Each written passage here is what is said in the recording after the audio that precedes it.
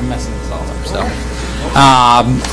to discuss potential litigation with RCW 42.30.110, paragraph 1, or section 1, paragraph I. And we should be in there in about 30 minutes. Is that enough time, Frank? Regarding potential litigation? Initially, yes, that's fine. Okay. And to the republic for which it stands, one nation, under God, indivisible, with liberty and justice for all.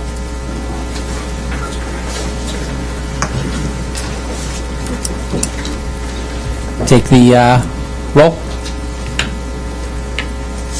Councilmember Fredericks? Here. Councilmember Brown? Here. Councilmember Chapman? Here. Councilmember Hallway? Here. Councilmember Smith? Here. Councilmember Plaza? Here. Councilmember Grant? Here. Okay. Do we have anything, presentations or proclamations? I don't think we do we? No. So it's time for citizen communications for items not on the agenda. I don't know if anybody signed up out there. I don't know if anybody grabbed that yet or not. It's right there. Oh, just kidding. Bear with me, everybody. I'm going to fumble my way through this. Not on the agenda. It's not on the agenda. So it looks like I have 2 people signed up for items not on the agenda. We are doing online too, right? Yeah. So is- go to meeting. Anybody can also speak on that one too? Yeah, why don't we take care of the folks in the room first? and Okay. then So Paul Springer. Hope I'm getting that right. Yeah, that's right. Okay. Regarding the utility bill notice, To the podium. and I don't have to give the address or anything, right? Okay. No. We have 5 minutes. You just state your name and you have 5 minutes. Okay. Yes, my name is Paul Springer. I'm here with my wife, Crystal. We own a little business next door. It's Redgate Storage. I built it in about 2006, and it's run along quite nicely. I have a tenant that's in the industrial buildings, and they've been there for quite a while, and they were bought out by Christensen Oil not too long ago. And a couple weeks ago, I got a notice in the mail, and it said copy on it, but it was a little confusing about the utility bills. And the utility bill, it said that it was only going to be sent to me and not to them. I have probably 150-page lease agreement with them. We've never had an issue. And I understand the RCW that I'm the responsible party for the utility bill, for the water and all the utility bill with the city of Woodland. And if I'm gone, I travel a lot, I'm retired, I get the bill, it sits in the mailbox, becomes delinquent. It's a real burden on me to have to take that bill and forward it to them. If there was any way to CC a copy to them, I don't even care if I get a copy unless it's delinquent. And then, I'm more than happy to come down and take care of it. And I think that was the idea of the RCW, to make sure that the city didn't get stuck with some traveling tenant. And but at this time, I don't think that there's that possibility. You know, and it's kind of frustrating for me, because I'm a hands-off guy. I like them to run it without me being involved in it.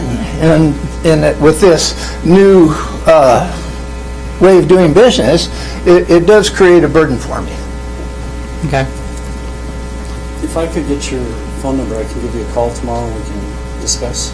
Yes, 360-606-6000. I called the city and tried to take care of it through the public works and all, and I got a call back 2 weeks later, and they said, well, it's the RCW. Well, it isn't really the RCW. Okay. I'll give you a call in the morning. Okay. Take care of it. Thank you, sir. Okay. Thank you. Thank you very much.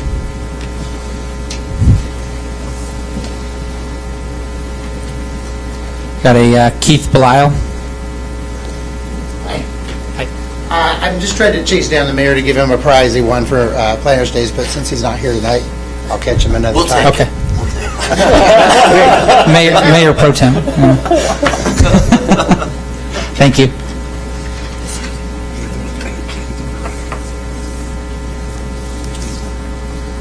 Okay, if there's nobody else in the lobby that has any items for discussion not on the agenda, we will move on to citizen communications for items on the agenda. Oh, sorry. Is there anybody online? There are. Is anybody online wishing to speak to items not on the agenda?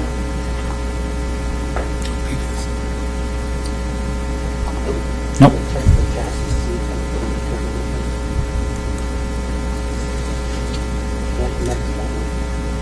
Oh, I got the wrong one, sorry.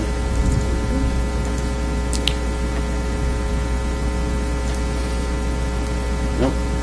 Okay, we will move on to items on the agenda. I have a David M. Can't read that one. Phillips? Phillips. Okay. Please state your name and 5 minutes. Good evening, David Phillips. I represent Mr. Nigro, and I'd like to have him speak first, and then I'll just go ahead and follow him up if it pleases the council. Okay. He didn't put his name down on here. Is that Yeah. okay? Yeah. Okay. Okay. Yeah, please. So I have 5 minutes and he has 5 minutes, or how's this working? Yep. Okay. So first of all, we're here to talk about the Belmont Loop RV Park and our displeasure at the thought of an RV park going in there. I've done a lot of research over the past month, and there's not one business that I can find that is for the RV park. Even businesses that would financially benefit from it. And I know the attorney's going to speak on issues of what he feels that you can and cannot do. And Ms. Holland, you had mentioned. You can't address the members of council directly. Okay. Just me. Okay. Thank you. So at the last city council meeting, there was brought up a concern, and I get it, that we hate saying no to people. We hate being the people that says that you can't do something. Well, that's your job. That's your job to do that and create cohesiveness and to keep the structure of the city in place. We have such a nice business park there, and Woodland is benefiting from that. It's going to put a kibosh on that. We all know that, and I believe all of you want to say no to this. And I'm going to have the attorney come up here and speak on how you can do that. So, David? Okay, thank you for your time. Thank you. David Phillips, for the record, land use attorney at VF Law, and represent Mr. Nigro. And thank you, commissioners, for spending a few minutes with me this evening. I want to clarify what this appeal is not and what the appeal clearly is. Our appeal is not to attempt to educate the city on constraining your discretion, telling you what you cannot do. And it appears that the applicant in this case, and maybe even a close reading of the examiner's memo to you, would indicate that the city is constrained to approve the conditional use as an RV park in this zone. And that's just not the case. What I'm reading from them is that the city should, and actually doesn't have the ability or the discretion to deny the use. And it's clear that Washington law does and requires that a conditional use requires a city, any municipal corporation or county in this state, to exercise its discretion in determining whether the proposed use is sufficiently compatible. And I quote, "The grant or denial of a conditional use permit is adjudicatory in nature. That is, the legislative body has discretion to issue the permit or not." If you issue the permit, obviously you're going to have to mitigate for all of the deleterious and negative impacts that this kind of use has in a growing business park. And I submit and have submitted into the record a brief that indicates that there is really no possible way that the city could condition such a proposed use and mitigate against all of the negative impacts in a growing commercial district. If it were a different conditional use, it's possible that there might be conditions of approval that could be used to ameliorate those kinds of negative impacts. But in this case, because the applicant chose to ask for an RV park, which is a conditional use, and this is important, the applicant and the landowner does not have a right, doesn't have a development interest in a conditional use. I believe that their briefings to the city has indicated that they would be able to assert a loss of or a deprivation of constitutional rights if the city did deny the conditional use. You don't have, landowners in the state of Washington do not have development rights in conditional uses. They have development rights in those uses that are permitted outright in the zone, and this is not a use that is permitted outright in this zone. And if there are any questions or any comments from Mr. Nigro that you'd like me to continue on, I submitted an outline of my comments here this evening to Mr. Goddard, and if you'd like to consider those as well. One point, the examiner and myself, we go back a long way in many land use hearings. He was very fine in his pointed analysis of what he believed the standard in this case was. We believe the standard requires the city to determine not only just whether there's a lack of conflict, but that you must mitigate for all of the negative impacts of an RV park in a commercial zone. And I submit that there's just no possibility that that can be done. And I thank you for your time. Thank you very much. Call up Angela Coles. Can you please state your name, and you have 5 minutes. Hi, yes, thank you. My name is Angela Coles, and I appreciate the opportunity to talk to you about this. I have some comments regarding the prospective RV park, not really as it relates to any legalities or things like that. You know, I'm just a regular person living here in Woodland. And I have some real concerns. At one time I wrote a couple of folks within the city staff about these concerns, and I never heard anything back. So I thought maybe tonight would be a good opportunity. You know, quickly, my first concern is that, and I've talked about this before, are sometimes an RV park like that, although there are families there, you know, that are just earning a living, taking care of their families, there can be riffraff that comes in. Unfortunately, this is a breeding ground for sexual predators. And I've been concerned about this for months, but just today on one of the Woodland chats, there was an individual who is in an RV park near here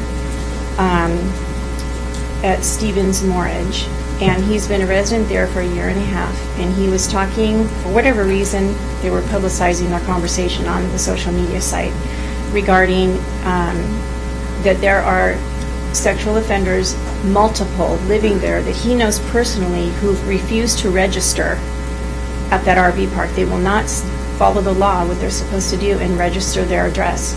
I'm even more concerned now than ever. I mean, I understand that, you know, I think in the ideal it would be an RV park for people to come, they'd have a nice facility, they'd have, you know, a place to hang out with their family and showers and what have you, but let's get real here.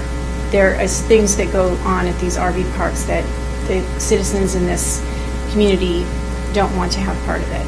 Okay, that is a real concern. And, you know, when someone writes in, let's say, to a congressperson or a senator or something like that, they always say it's like the power of 1 to 1,000. If one person is standing here talking to you about this, there's 1,000 other people that have the same voice, concerns, opinions that won't stand up and talk about it. So that, I just ask that you would give consideration to that, because when I go in the community chat, there are many people that are upset about this. And then lastly, I was just wondering, I'm not sure if you'll be able to answer me on this, but in going through the documents that were attached to the agenda tonight, I was only able to get to the first one, the 135-page document that was originally submitted about the RV park. And it states right in there, in the first page I think it was, that a city staff encouraged the city examiner to approve this. Why are 2 city employees approving something like this? Why wasn't this either communicated better to the community? And in the original, they said that they had posted it on a note at the post office. That's absurd. There are much better ways to communicate now than posting something on a pegboard at the post office. So that's something else that a lot of people are upset about. They had no idea that there was going to be meetings about this. So I think the city has to do a much better job of communicating to the community. There are people that live remotely. They may not get out there. So those are my concerns. Okay. Okay, thank you. Thank you for your time.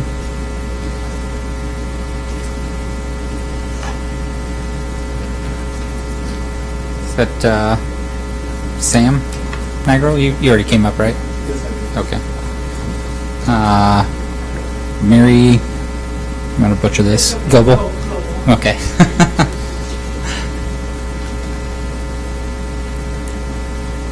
So you have 5 minutes. If you could please state your name. Thank you. My name is Mary Goebel. I am the office manager for Woodland Veterinary Hospital.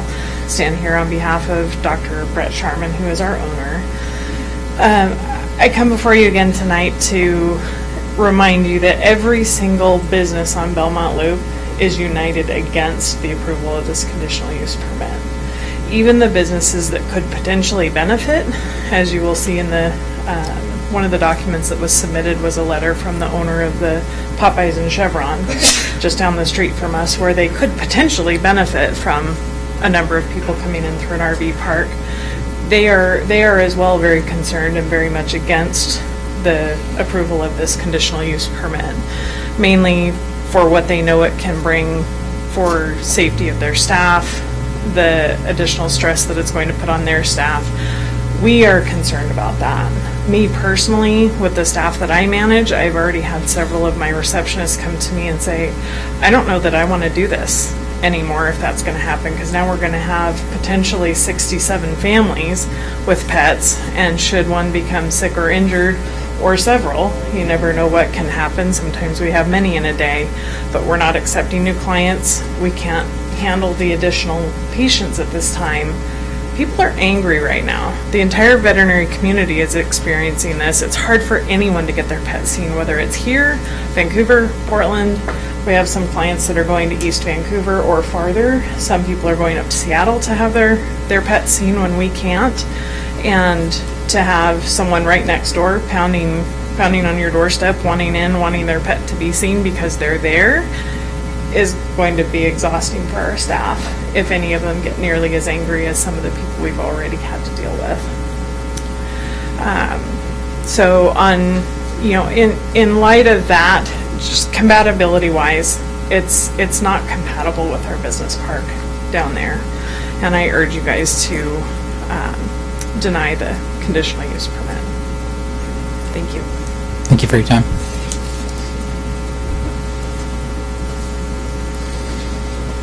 John Sapp. Hopefully I pronounced that right. Yes. You can state your name and you have 5 minutes. Yes. Yes, my name is John Sapp, and I've previously written in as far as for my opposition to it, primarily on two avenues. One, that it obviously does not meet the 20 jobs per acre, and then secondly is that the city is really not staffed properly to enforce this. But I'll tell you a different approach and a different avenue I'm looking at this. I moved here 4.5 years ago from North Carolina. My sons live in Portland and Beaverton, and I did not choose, nor did I want to be on the other side of the river. So I found property here in Woodland, was very pleased about that. But when I first found the property, my wife was back in North Carolina, and she said, well, describe the area. And honestly, my first response was, well, it's sort of like a truck stop, or it's a stop area for people off the side of the road. And I said, but I really like the property, and I said, this is where I want to be. I'm going to call it far enough away, but close enough, for family and also in Portland. Well, when we moved out here, we rented a house at Richfield while we were building our house here, and I started seeing things in Richfield that was happening that I thought, well, maybe there's opportunity for Woodland. And then I see what they've got going on up the road in Kalama. And so, my desire is to say, okay, how do we have that here in our community here? I totally support the businesses that are existing on Belmont Loop. I hope for more like that. And to me, to meet the goal of 20 jobs per area, or help the housing situation here. Just recently, last week, there was an article about affordable housing in Woodland. Well, you can't have affordable housing for people if you don't have jobs for people in Woodland. And so to me, my desire would say, okay, let's find the businesses that fit in that area, that support the community, one from a job standpoint and or services that we can all take advantage of. So, we've all written in different appeals about why we objected. I just wish and I hope something better for Woodland that I've seen going on in Richfield and Kalama that says, hey, we've got opportunity here to develop our own community and improve our community and help people with jobs and/or better pay. So that's the approach I'm taking. And again, I hope that you will reject this from the standpoint, I think that property can be used much better to support our community. Thank you. Thank you for your time. Next, we got Jeff Sulzer? Did I say that right? Yes, very good. You got, state your name in 5 minutes. Sure. My name is Jeff Sulzer. I've spoken to you folks before via remote and also sent some emails around and made some comments. So I don't want to reiterate some of the comments that have been made about safety and issues around that because we already know about that. But what I'm trying to understand is this is a conditional use request. So it's basically a square peg in a round hole.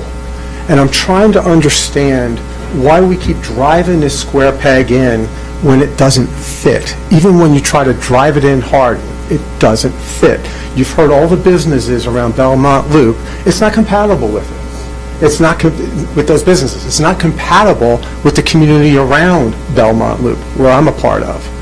So what I'd like to see, and I think some of the other folks that are against this RV park, is to use those 3.69, 67 acres, whatever it is, for a more compatible business, which makes sense. It's like you're not compelled to accept a conditional use because somebody just wants to put something there when nobody is supporting it. Everyone's against it. So the question is, why drive it more, keep pushing forward on something that is detrimental to the community, clearly detrimental? So, and you know all the reasons, we mentioned this, the safety, the sex trafficking, the drugs, domestic violence, the lack of jobs, the threat to children along the ballparks that are right, literally a stone's throw away from this location. And I'm trying for the life of me to figure out why drive this so hard? What's the force behind it? I don't see it. So I just wanted to bring that up. You don't have an obligation to put a square peg in a round hole. It's supposed to be, the conditional use is supposed to be for something that benefits the community and benefits the businesses around it. This clearly does not. So that's all I wanted to say. I want to thank you for your time and appreciate you hopefully voting against it. Thank you. Thank you for your time. That was the last on my list. Is there anybody online that would like to give citizens comment? Oh, I apologize. Is there anybody else in the audience that would like to speak? Could please state your name and 5 minutes. Darlene Johnson. It probably will surprise a lot of you, but we're probably the original owner of that property. It was the old Johnson Dairy, and we sold that with the idea that it would be an excellent place for business.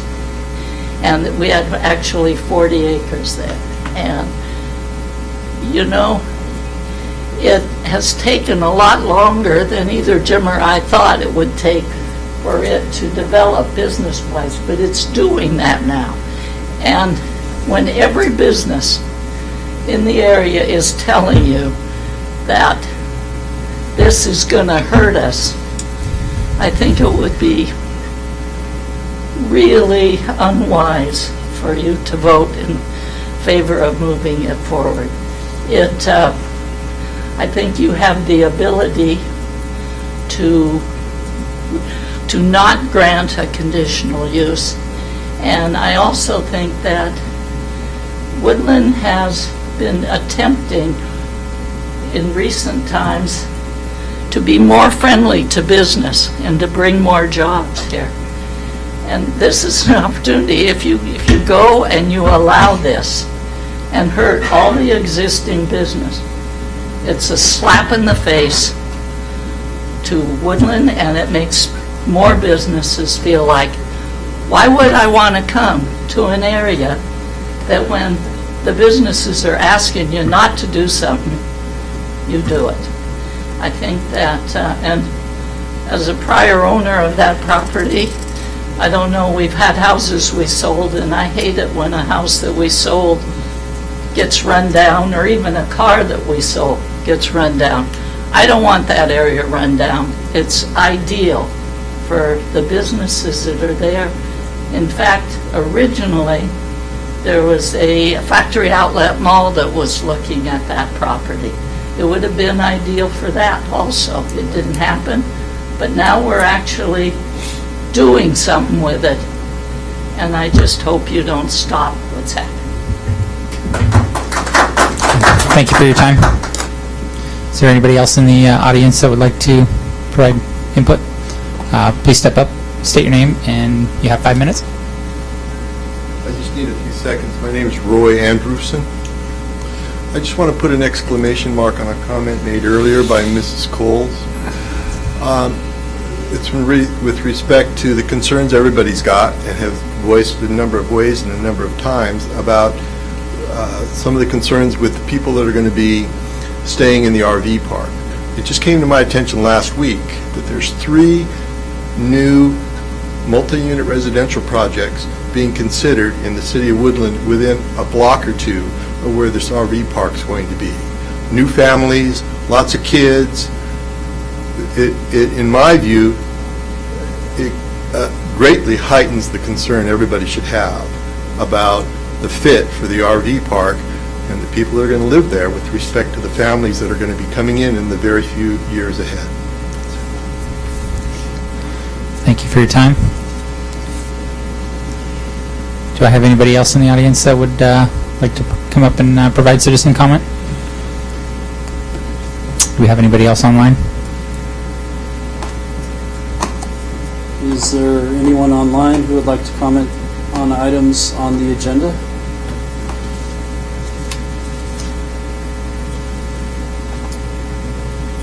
I'm not seeing anyone. Okay. So at this point, we will move on to agenda approval. Move to adopt the agenda. Second. Motion to adopt the agenda by Councilmember Fredericks and seconded by Councilmember Plaza. Any comment? No comment? We'll move to the roll. Councilmember Graham. Aye. Councilmember Plaza. Aye. Councilmember Smith. Aye. Councilmember Holland. Aye. Councilmember Chapman. Aye. Councilmember Rounds. Aye. Councilmember Fredericks. Aye. Motion passes 7-0. So at this time, it is time to move to the public hearing. So bear with me on trying to start this here. Can you read the full description of from the agenda? I do need to read the full description? Okay. Thank you. Thank you. So at this time, we will start the public hearing, which is continued public hearing for the Belmont Loop Storage LLC proposal to develop 3.69 acres into a full utility hookup RV park with an office building, showers, and laundry under a conditional use permit as approved by the City of Woodland hearing examiner. This is a continued hearing from June 1st, 2021 to consider additional information on the appeal.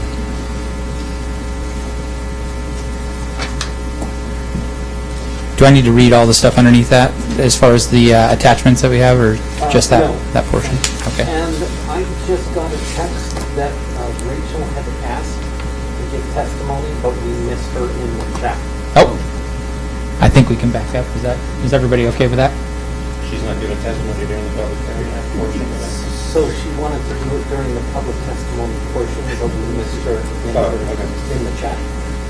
This is part of the public hearing, though. And she has the ability to speak during the public hearing on this specific matter, correct? So she is representing the applicant, so you could ask her testimony. She'll just give it during the public hearing, right? So just let her know that we'll give her an opportunity to speak during the public hearing. Or during the action, or... The only thing I could see is if she had 5 minutes and she wanted to do it during items on the agenda, then she could have another 5 minutes during the agenda. So I think if she wanted to speak during that time and we missed it, I think she should get that 5 minutes if she wants it, if everybody's okay with that. Okay. No objection. No objection? No objection. Okay. So who was it again? I'm sorry. Rachel Goldfarb. I'm not even going to try that last name. So, Goldfarb. Okay. Rachel Goldfarb, can you please state your name, and you have 5 minutes to address the council? I don't know. Rachel Goldfarb, you have 5 minutes.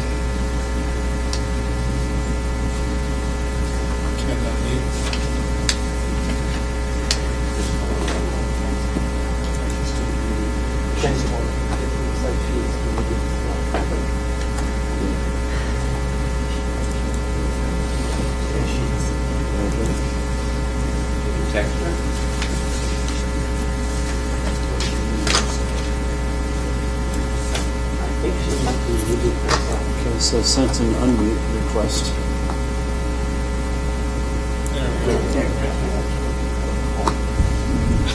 All right, Ms. Goldfarb, you have 5 minutes now. Can you hear me?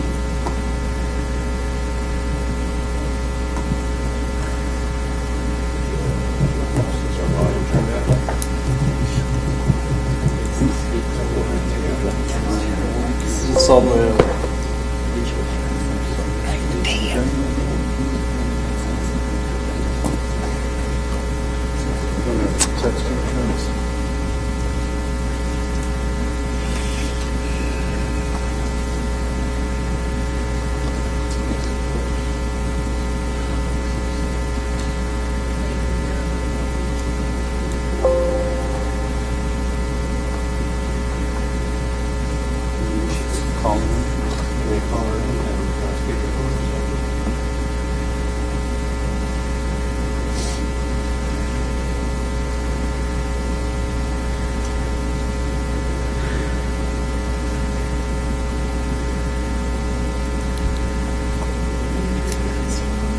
Oh, I know.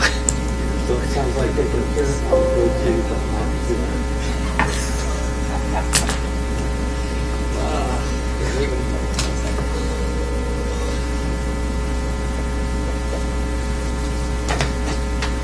Hi, Rachel. Sorry. Let's try using the phone. I'm going to put you on speaker, okay?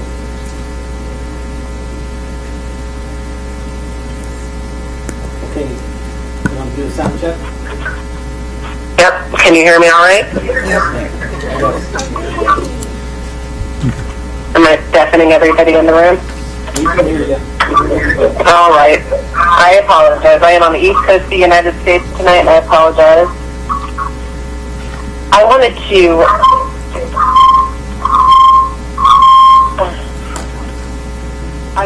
reiterate our position here tonight. I do appreciate and understand feelings of the public and the opinions that have been shared here tonight.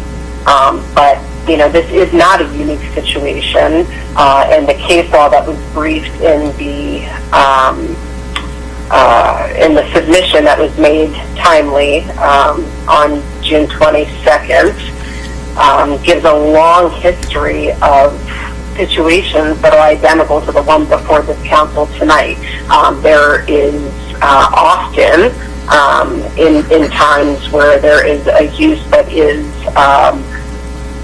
for whatever reason undesirable to the local community. There is oftentimes a public uprising, typically in masses much larger than this. I you know, very recently in the Candace mental health facility, there were thousands of residents that were up in arms about this, rather than the dozens that we see here tonight. And while their opinions and their feelings are heard, unfortunately, what the Supreme Court of Washington has said time and time again is that unless these fears are supported by substantial proof of their existence, then all we're dealing with are inaccurate stereotypes and popular prejudice, which do not justify zoning restrictions of the type that the appellants are encouraging the city council to make. I do take issue with the appellant's new attorney categorizing our feelings or our submissions as threats, which is in no way what's happening here. What's been submitted to the city council is the reality of where the case law of the jurisprudence in the state of Washington stands with regards to this situation, and that is that public opinion just doesn't come into play. We don't get public opinion on how other people use their land. The legislature, as was quoted by appellant's attorney, has already told us how we are to use our land, or how we are entitled to use our land, and where there is a conditional use and conditions have been placed that are sufficient to ensure the safe or the compatible, comparable use of property, then that property may be used in that way. And if the property is prohibited from being used in that way, then in all of the cases that have come before us, the courts will step in and make it right. And that's what we anticipate will happen here. Appellant submissions to date include only their subjective opinions, which is contradicted by the objective crime data from the public record. The city council, the last time we were all together, said they needed more information, and what they were given was more information. And the information that was provided to the city council does not substantiate the action that's being requested by the appellants. In fact, it's exactly the opposite. The public records show that there is no additional crime. In fact, there's a lower rate of crime coming from these parks in other local areas, including in Woodland, but even the Clark County Fairground and Storage Facility that is in the midst of a residential area, they are not experiencing the problems that these folks are bringing to your attention tonight as a matter of opinion, not as a matter of fact. This city cannot deny the application based on inaccurate stereotypes. It's just not the way that the law works. And so although there is, public unrest over the use of this property and the way that the conditional use allows or intends, that cannot come into the city's decision tonight.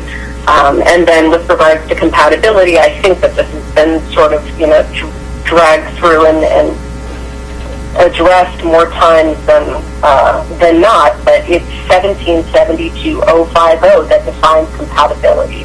We're not talking about synergy. We're not talking about what benefit this property will provide to others. We're talking about whether it's compatible as defined under the Woodland Municipal Code, and as the hearing examiner explicitly addressed, it is compatible, and there is nothing more that can be done at this point. So while you can be encouraged to deny this application, Ms. Goldfarb, you got about 20 seconds.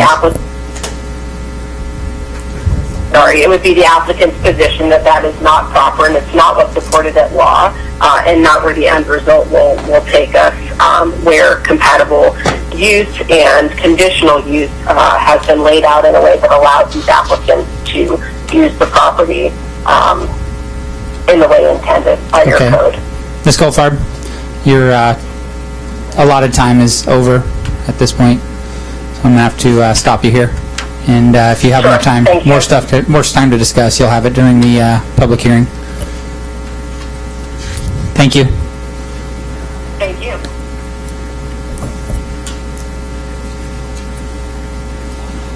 Does that mean we need to restart the public hearing then at this point, since we went backwards? Yes. Okay.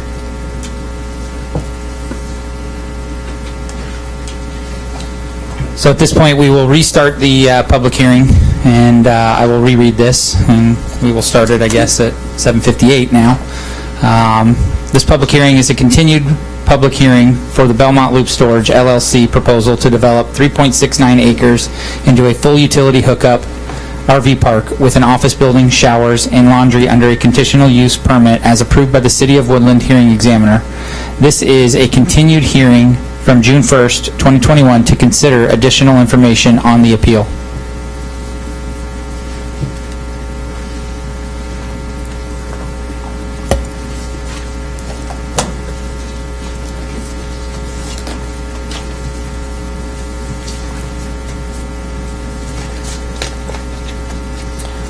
So at this point, it looks like we start deliberation.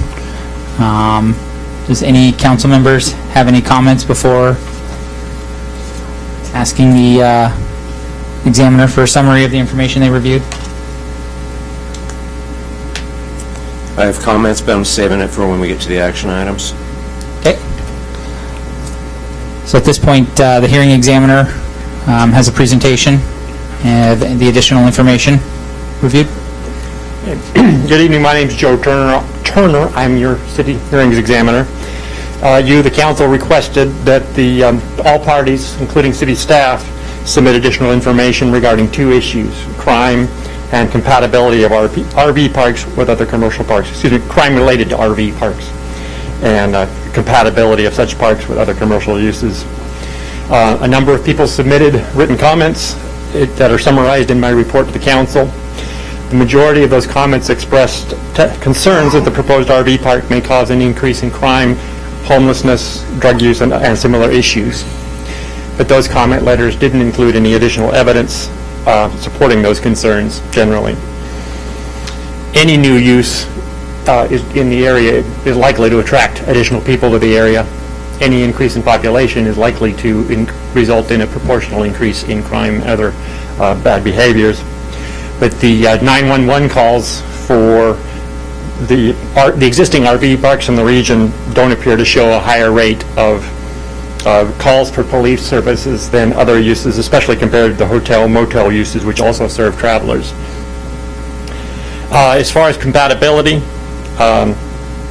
in hearing below, the compatibility issue was limited to whether the proposed development complies with 1772-050 of the Woodland Municipal Code, or 1772-050C, excuse me, which requires a finding that the use is compatible with the surrounding land uses in terms of traffic and pedestrian circulation and building and site design. This criterion does not require that the applicants demonstrate that the use is compatible with other surrounding businesses, only that it's compatible in terms of those two listed, however you number that, those listed uses, traffic and pedestrian circulation, building and site design. Mr. Duncan, the appellant's attorney, argued that compatibility is required. Got to put my glasses on, that might help. Based on the code's definition of conditional use, which provides in part that conditional uses require a special degree of control to make such uses consistent and compatible with other existing or permissible uses. This particular issue was not raised in the record before me, so I didn't address it in my decision. And it arguably exceeds the scope of this appeal, but that's not a legal issue I get to rule on. That's up to you. I concluded that the park is compatible, as that term is defined. Compatible does not require synergy with or support of other businesses. The dictionary definition only requires that the uses can exist together without conflict. Although this use is different than the other uses in the area, it's not per se incompatible. One could argue that the use is not consistent with other existing uses in the Belmont Loop area. Most of those businesses provide products or services to the public, and our RV park provides lodging. But it is consistent with other permitted uses in the applicable zone, hotels and motels. The appellants argue that this RV park is not similar to our hotels and motels based on length of stay. He argued that RV parks tend to have a longer length of stay than hotels and motels, but they didn't provide any evidence to that effect. They did provide some evidence about the average length of stay at a hotel or motel. They didn't provide any evidence regarding potential longer-term stays. They argued that it's different from a hotel or a motel because of this RV park would generate fewer jobs, but that doesn't necessarily make this use inconsistent or incompatible. And they argued that this use doesn't require visibility from the I-5 freeway. I think that's a matter of opinion. Other existing uses arguably have even less need for freeway visibility. There were a number of other issues that were raised in the written comments submitted after the City Council hearing, but all of those exceed the limited scope of the Council's request, which was limited to compatibility with other businesses and crime related to RV parks. I'm here for any questions if you have any, but that concludes my presentation. Okay. Thank you, Mr. Turner. Thank you. Yes, sir. Under the compatibility portion, like you just said, you said the scope of what you did just had to do with compatibility pertaining to traffic and pedestrian circulation, building and site design, right? So if I'm understanding right, and I might not be, which is why I'm asking a question, when you're saying compatibility as far as traffic goes, are you referring to the type of vehicle would be similar, or what are we talking about? I concluded, based on the traffic study and the evidence in the record, that although this does generate different types of vehicles, RVs, that given the testimony and the evidence in the record about the time of arrivals of those vehicles the spacing, et cetera, that it wasn't per se incompatible. The traffic study, this is off the top of my head, I don't have that in front of me, but as I recall, the traffic study concluded that the volume would not exceed the capacity of the streets, wouldn't create a hazard. And how do we know this? Based on the traffic analysis that was in the record. Okay. I believe that was... That's all I got for that one. Anybody else got anything? And another one, if you can kind of clarify, it says, you had said that compatible only requires that the users can exist together without conflict. From what I'm getting here, there seems to be a lot of conflict going on here. So can you kind of clarify where you're coming from with that? The definition of compatible was from the Webster's Dictionary, and I concluded that it wasn't incompatible because, for one, your code limits it to those uses, the traffic and pedestrian and design. So compatibility of the use itself under your code isn't per se relevant. I also concluded, sorry, can you repeat that question? I lost my train of thought. Okay, so I was talking to you, you had written that it requires that the uses can exist together without conflict. And basically I was saying there seems to be a lot of conflict, so I was hoping that you could clarify that a little bit more. There seems to be a lot of concern about conflict. I didn't see any evidence in the record to support those concerns. Most of the conflict concerns that I saw were related to concerns about increased crime, homelessness, etc., and there wasn't evidence in the record to support that. Okay. All right. That's all I got. Thanks.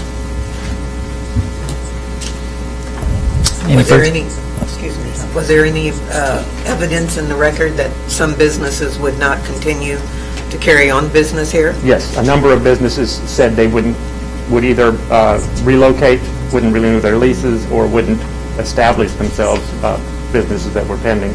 So you don't consider that a conflict? That's a personal choice, but there's no evidence that it is. Under the city's code, it doesn't.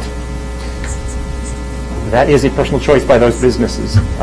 Again, there wasn't evidence to support those concerns that they're basing their decisions on. Can there be order here? Everyone was given the opportunity to speak, and Mr. Turner gets the ability to be able to speak. It's an orderly fashion. Yes, please reserve your comments. Any other questions? Okay. Thank you. Thank you. Is there any more questions for Mr. Turner? Seeing none. Hey, Mr. Goddard, at what point do people come up and can speak still? Is that time done, or is there still time for that? For the public testimony portion was closed. The public testimony portion was closed? Okay. So that was, the time they had today was at that...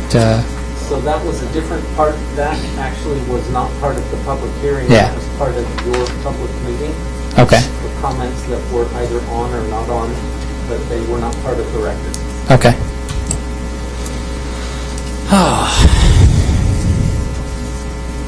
So at this point, if there's nothing further for council members for questions or, I guess, deliberation between us, we have time to... The attorney's going to give their spiel, or is that not part of this?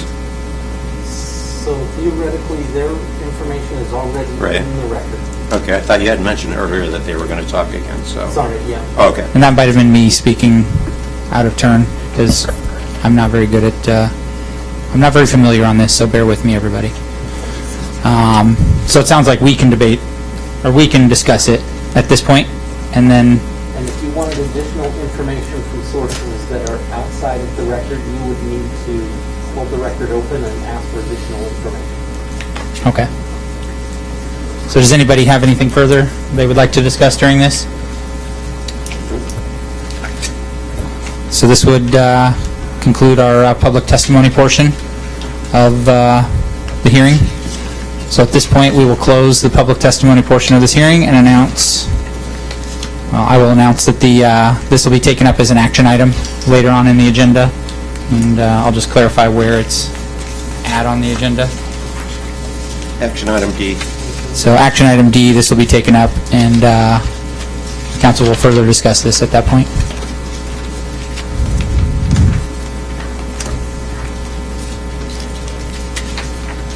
Make sure I didn't miss anything. We good there? You might need to state the time you're closing the public hearing. Okay. So the time is now 8:10, and the public testimony is now closed. And we will move on to the rest of our agenda for the evening.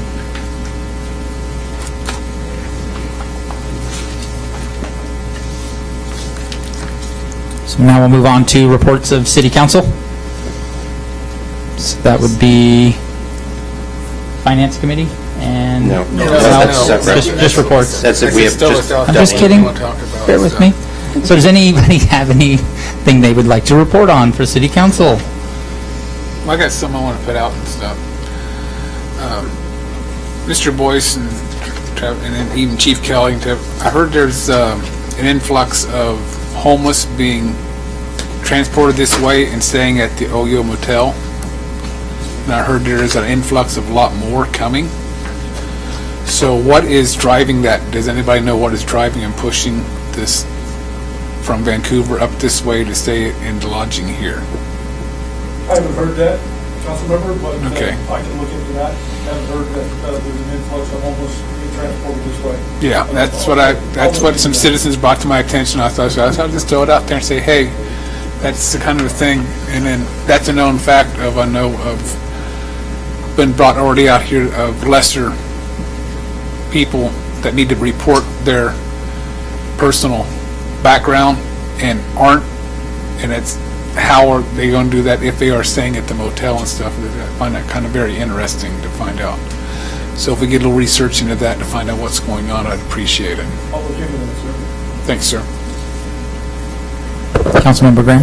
I just wanted to report that the Woodland Planners Day Committee has had their final wrap-up meeting for the 2020 year, and we are moving forward for our 2020, what am I? Oops, 20. This is 2022. This is 2021. Sorry, folks. But we are moving forward with our planning of the 2022 100-year celebration. We had several new members come on board of our committee the other night when we had a wrap-up meeting, so be prepared for a big to-do next year.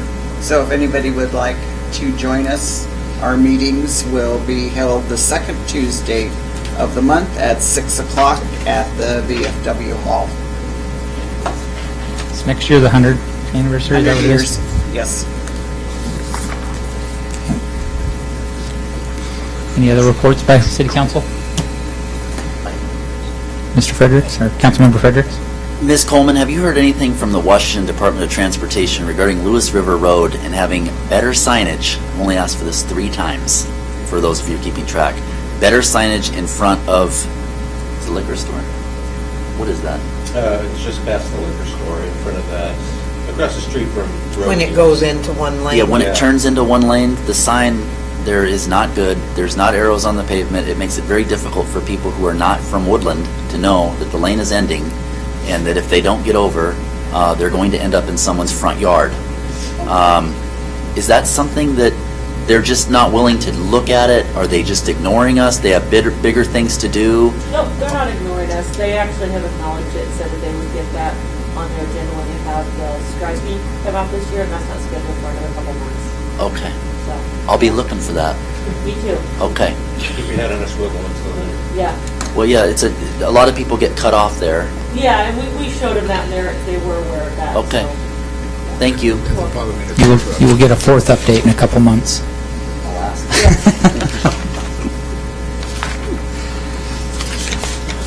Okay, seeing no further reports of City Council, we will move on to reports of standing committees. Finance Committee. Yes, the Finance Committee met this evening. We discussed our sales tax report, the June 21 sales tax report. We have seen a 54% year-over-year improvement on our sales tax, really driven through the auto and RV sales. I'll let you try to figure out who that is. we have seen a $78,000 improvement year over year, and a 296% improvement in our auto and RV sales number. We did review one leak adjustment. The seamless docks, which is on tonight's agenda, is action item G. The City Finance Committee requested a due pass recommendation to council on that. And Mr. Goddard can speak to that more on the action item if you have any questions.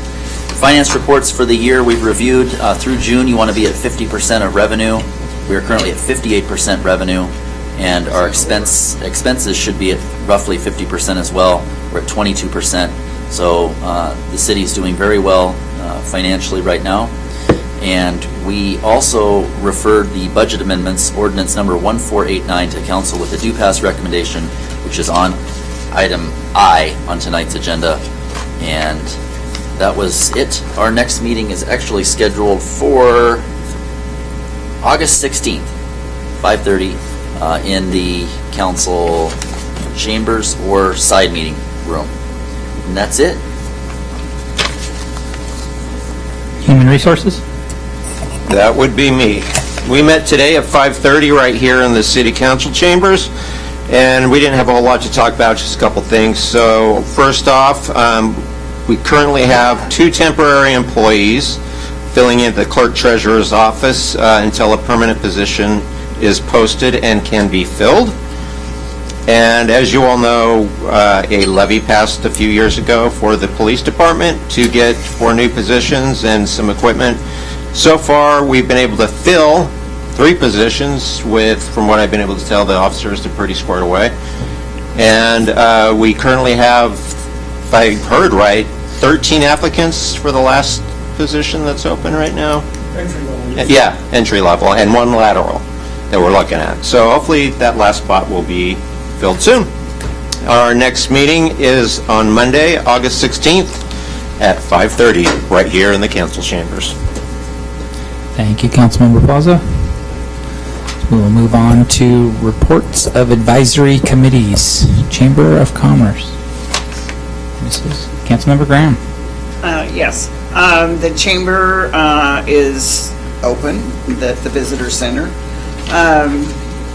We are having our in-house chamber luncheons at Casa Tapatia at 12 o'clock on Tuesday.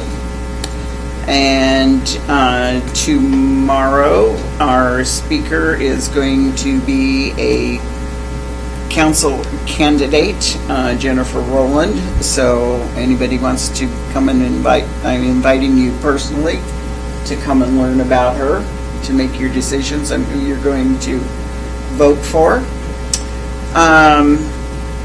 We have after hours coming up on August the 5th at the Red Canoe and Fiber Federal little complex they have inside there out across the street from Walmart. I'm sure the road's got a name, but I don't know what it is.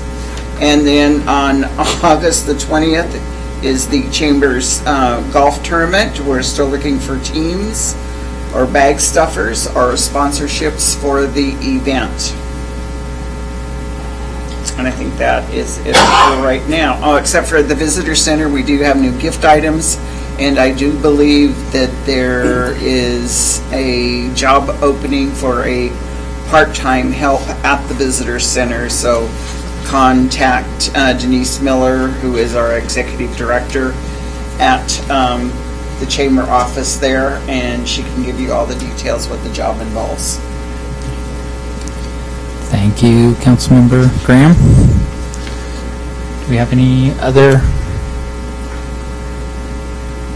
advisory committee reports? I don't think you're attending them still due to them being online. So we will move on to reports of city officers. Okay, I will keep it brief. One of the items we have on the agenda regarding the form of government ballot measure, Resolution 738. We have an amended version in front of you. The original version just said Cowlitz County. We needed Cowlitz and Clark County, so that was the change to that. Apologize for that miss. Also, I wanted to mention that we will be soliciting applications or folks to sit on the for and against committee regarding that. So if anyone has interest, please contact the city. So we'll be advertising for that, and hopefully we'll get some folks interested. I also wanted to mention we had another ballot measure that City Council talked about for the funding the Transportation Benefit District. That will be appearing on your August 2nd meeting. They're due into the auditor's offices in both counties on the 3rd, so it's a quick turnaround. The reason for the delay, as you remember, we took some action a while back to abolish the existing Transportation Benefit District. City Council sat as the board of that separate entity, and we gave City Council and the city the authority to have all the powers and obligations of a Transportation Benefit District. It made putting the resolution together a little more complicated. So we will have it on the agenda for the 2nd, and we'll be submitting it, if it passes, on the 3rd, so the voters can take a look at it. I also did want to mention the COG board. Their meeting for this Thursday was canceled, so they're not having it. However, the executive board is meeting. I'm part of the executive board, and we will be having an in-person meeting. So I will inquire at that meeting as to whether or not the full... I talked to Bill today because he was a speaker at Rotary. Great. And August, they're going to start back meeting in person. So that's their intention anyway. So August, or maybe it was September. Anyway, they do have plans of getting back together. All right, so. Great. So that's my report this evening. If anyone has questions. Do you know, Mr. Boyce, do we have an ample amount of time, given the short turnaround, to be able to effectively make a case to the public as to why moving forward with the Transportation Benefit District makes sense? I know Ms. Coleman has a lot of projects that she's working on, and I know that she would be able to effectively communicate that, but do we have time to have public hearings, to be able to put boards together, to be able to communicate the city's position on why we think this is a good,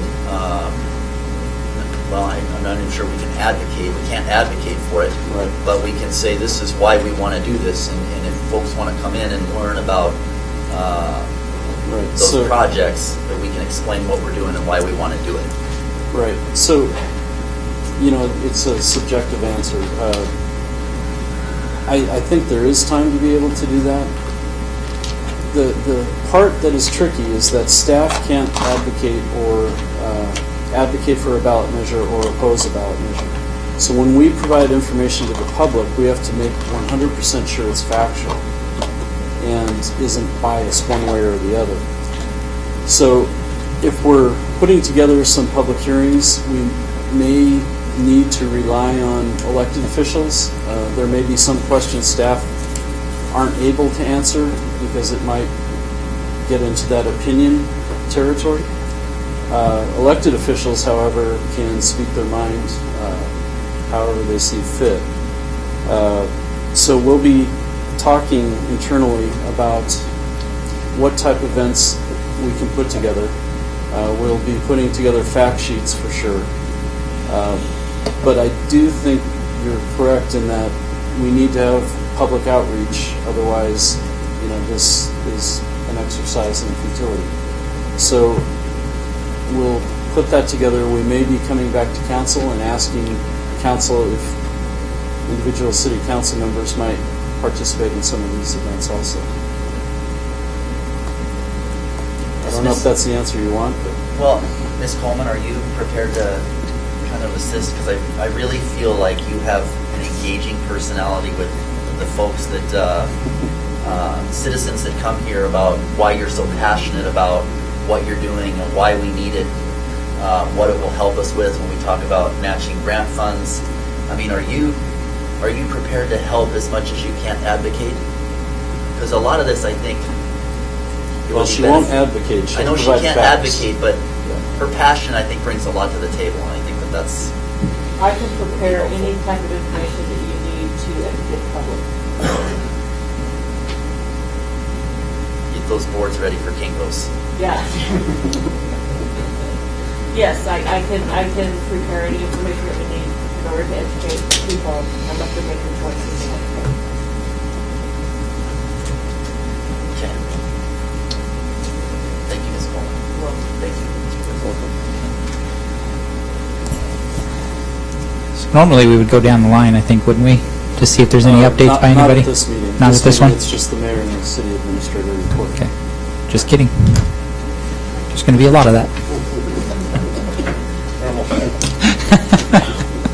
So at this time, we'll move on to the consent items. Move to approve the consent items.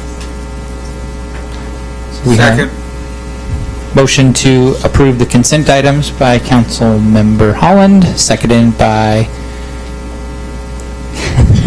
drawing a blank here. Thank you, Councilmember Chapman. I know your first name. Any discussion? Seeing no discussion, we'll move to the roll. Councilmember Rounds? Aye. Councilmember Chapman? Aye. Councilmember Holland? Aye. Councilmember Smith? Aye. Councilmember Plaza? Aye. Councilmember Graham? Aye. Councilmember Frederick? Aye. Motion carries unanimously. We will move on to action items. So action item C. Guess we don't start today. Resolution 738 to amend the form of government ballot measure. Chair's looking for a motion. Move to approve action item C, resolution 738, amended form of government ballot measure. Second? Motion by Councilmember Plaza, seconded by Councilmember Fredericks. Any comments? Councilmember Plaza? I've spoken on this before, so I'm not going to rehash the stuff I've said on it earlier. If you didn't hear it, folks online maybe you should attend more city council meetings. But I think that it's time for the city to consider this form of government. I think it would help the city run better and run just as well as it has since we brought on our city administrator. But of course, I also think that it's up to the citizens to decide, so can't hurt. All they can do is say no. And there you go. Councilmember Fredericks? Or they could say yes. Exactly. Yes, they could. I have no further comment. I've made several comments on this, and this is to get it on the ballot, and I'm completely fine with going with this. Any further comment? I just think it's up to the people to decide one way or the other whether they want it or not, and so. Okay.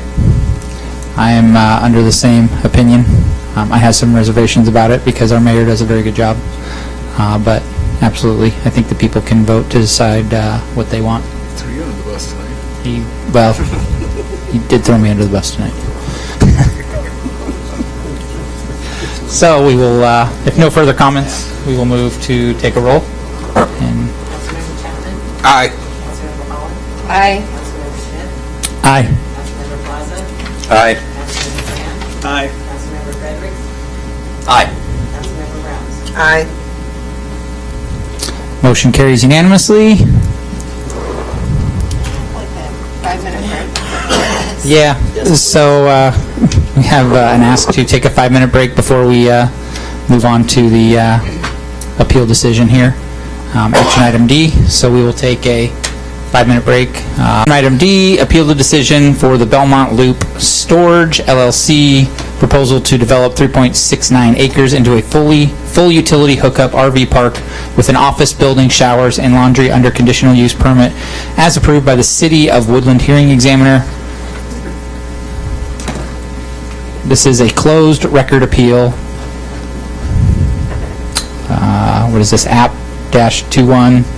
I don't know if I need to say that or not, but we'll say it. So at this point, the chair will accept a motion. I'd like to make a motion. I move to reject the appeal and uphold the hearings examiner's final order approving the Belmont Loop Storage LLC application. Second. Motion to reject the appeal and uphold the hearing examiner's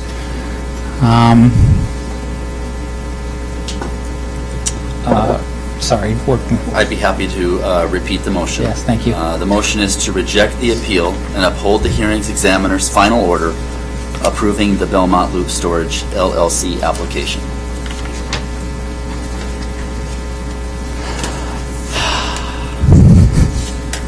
So motion by Councilmember Fredericks. There it is in writing. Thank you. Move to reject the appeal and uphold the hearing examiner's final order approving the application.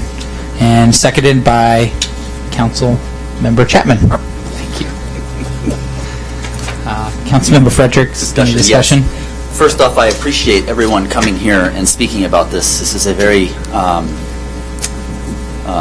passionate concern that people are raising, and I understand that, and I truly appreciate the testimony not only that we received here, the last meeting. I've received several emails regarding this. I've received.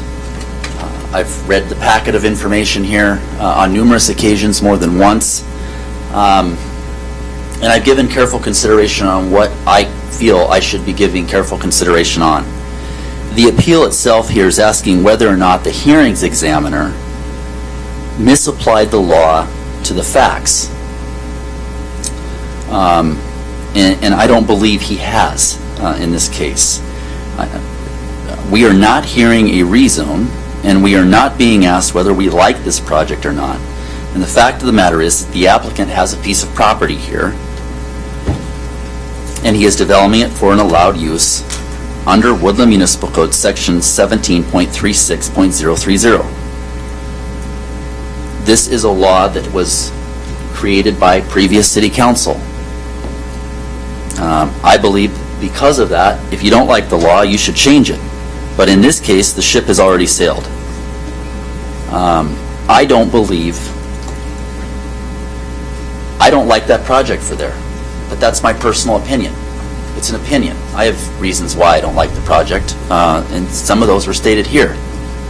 But another concern that I have is if you're not approving this, in my opinion, you are violating the applicant's constitutional rights provided to them under the U.S. Constitution and the Washington State Constitution, ensuring that due process and the right to be free from the government taking.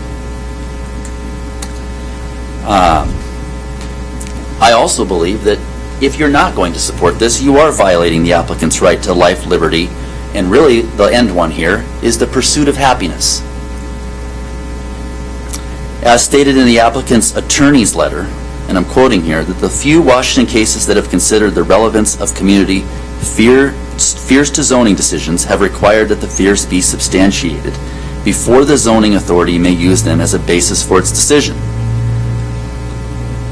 She goes on to say that the Washington Court of Appeals has decided 2 cases concerning the effect of public fears. In one of those cases, Marantha Mining versus Pierce County, the court held that only opposing evidence, this is a quote, the only opposing evidence was generalized complaints from displeased citizens. Community displeasure cannot be the basis of a permit denial. I also heard that the city must mitigate all of the negative impacts. I think that is extremely absurd that you're going to have that you're going to be able to mitigate every negative impact. When we talk about compatibility, I'm not sure I'm compatible with many of the neighbors that I live with, but I figure out a way to become compatible with those. Some of those are fences. I think my fence makes great neighbors. So in closing, I agree with the conclusion, Ms. Goldfarb's, the applicant's attorney. The Woodland City Council is confronted here with public fear and rhetoric on appeal, not with facts. The Washington Supreme Court has made clear that land use decisions based on fear or inaccurate stereotypes and popular prejudices will not withstand a court challenge without substantial evidence to back up those fears. I agree with the attorney, in this case, in this matter, and I urge. And I understand this is not going to be the final say in this, This is not going to be the final say. This will go to the next step in the process. I'm sure of that. But I'm doing my job after studying what is in front of me, truly what is in front of me, not what I would, if this were a rezone matter, I think it would be simple. But that's not what's in front of me. That's not what's in front of this body. What's in front of this body is, did Mr. Turner, the hearings examiner, misapply the law to the facts? I don't believe he has. And that's the question before us. So I would urge this council to support the motion and move forward. Thank you. Councilmember Chapman? I agree with Mr. Fredericks quite well. It's what, I'm not a big fan of it either. But what was presented in front of us is factual and facts, and our attorney did his due diligence and came back with a solid answer on what the facts was in front of us and stuff. And like Mr. Fredericks said, it would be wrong for us to deny it. You know, I'm not a big fan of it, but it should go through. What I'm not a big fan of is when people come up here and it's the bully tactic of saying they will not redo their license or pull out their business and stuff like that. That is your right to do that, but not to come here and throw it in our face for a bully tactic. I don't like it one at all. So I have no reason why you guys would do something like that, but you did, and I kind of take offense to it.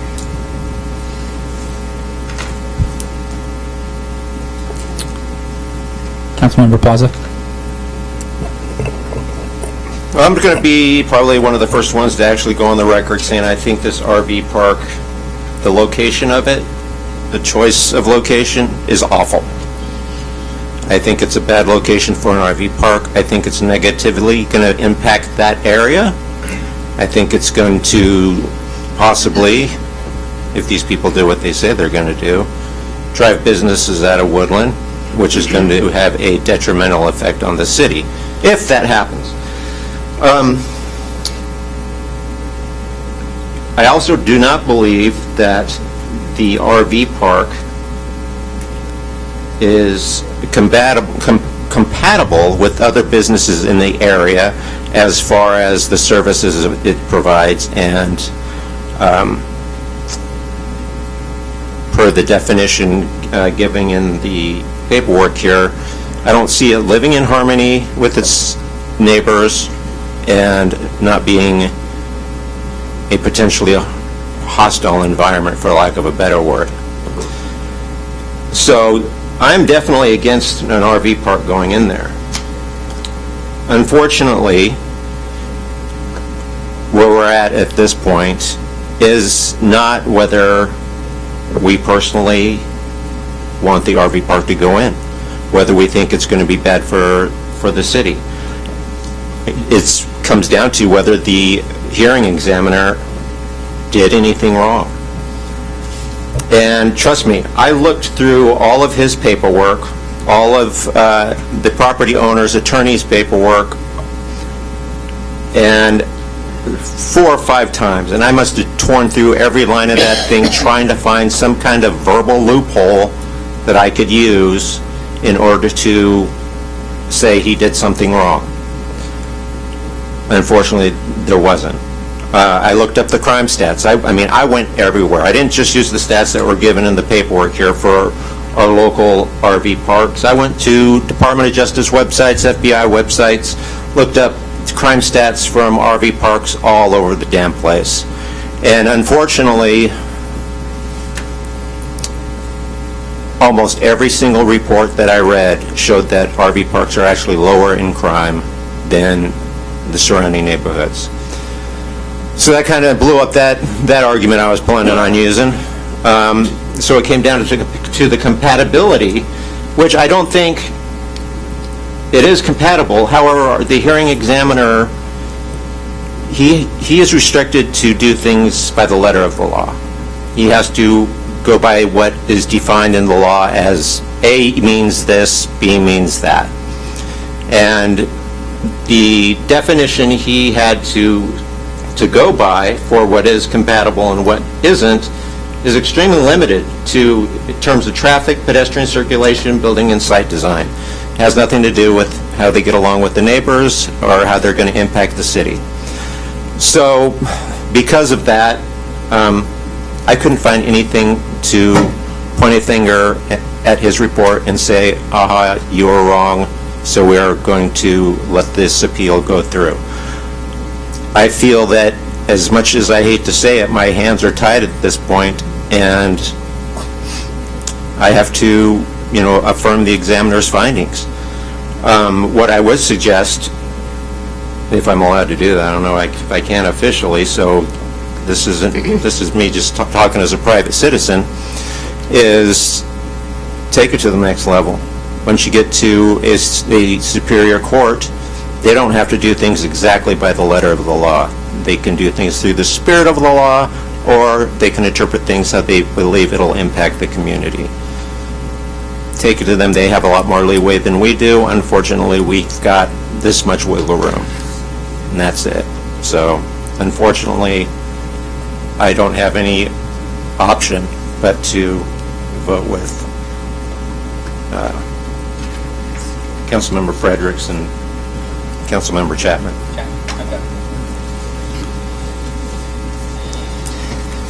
Any further comment? Councilmember Holland? You knew this was coming.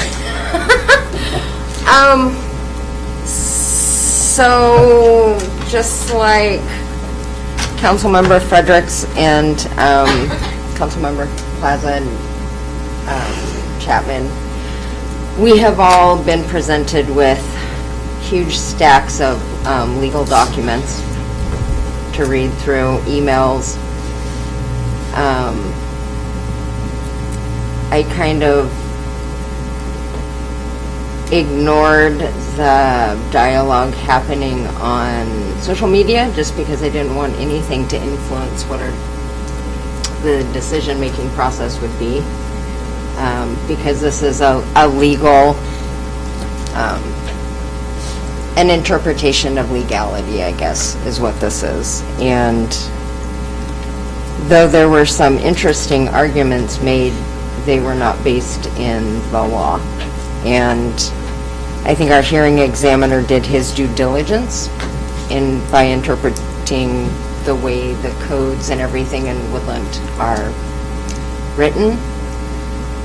And that's okay if I kind of expect people are going to be a little upset over this, but I wanted to take this opportunity, since I get this moment in time, that some people in this room maybe don't realize that outside of being a council member and owning a company and having a family, I am the board president of the Woodland Action Center, where we feed folks in the community and help people who are low income and unsheltered. And one of the really sad things is that a lot of clients came to me and did not like being dehumanized and used as the boogeyman of what would come to your neighborhood. Folks who live in RVs or campers because they only get a couple $100s a month Social Security disability. They're not criminals. They're just poor people trying to live. And I did not see anywhere in any conversation that this particular RV park would be accepting folks who live in, 20-year-old RVs without running water and access to electricity or sanitation, like some of the folks I know. So I would just like to use this moment to let people know to maybe be mindful that these are real folks that you're using as public boogeymen. And it kind of broke my heart to think that that's how we treat our neighbors in Woodland, because that's not how I was raised here.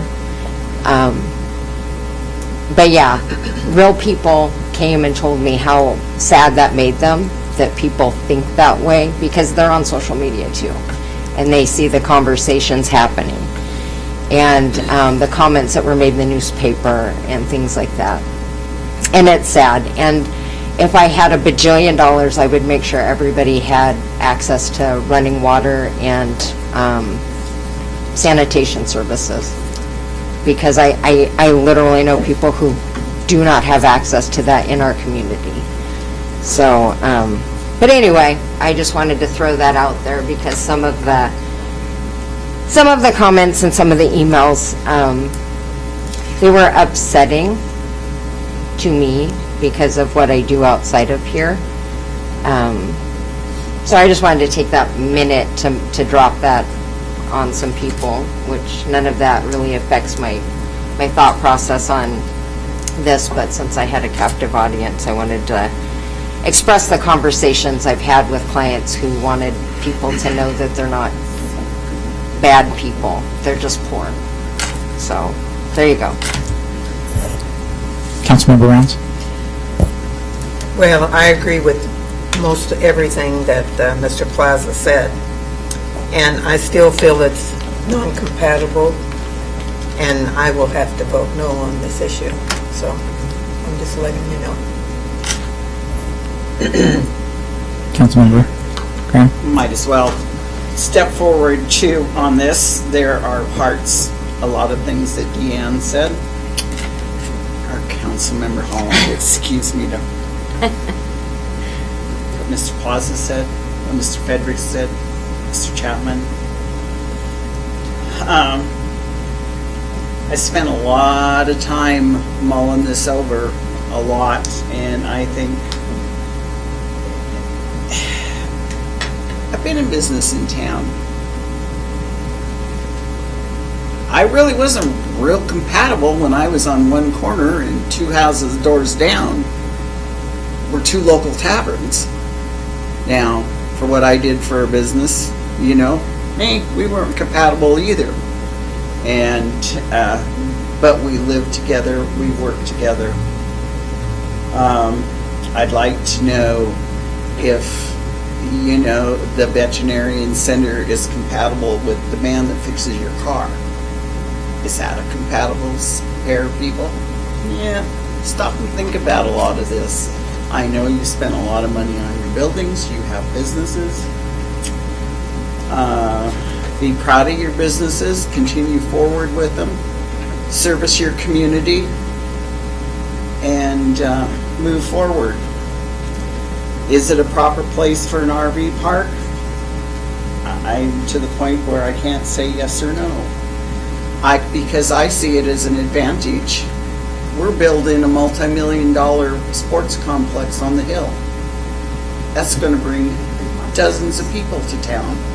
They're going to come with their trailer because they're going to stay a couple of days and they want some place to stay. I'm sorry if you don't like what I'm saying, but do you all know who lives in your neighborhood? Is the sex offender there? Is the crook there? Do you know who they all are? I had one who lived across the street from me, didn't know who they were for a long time.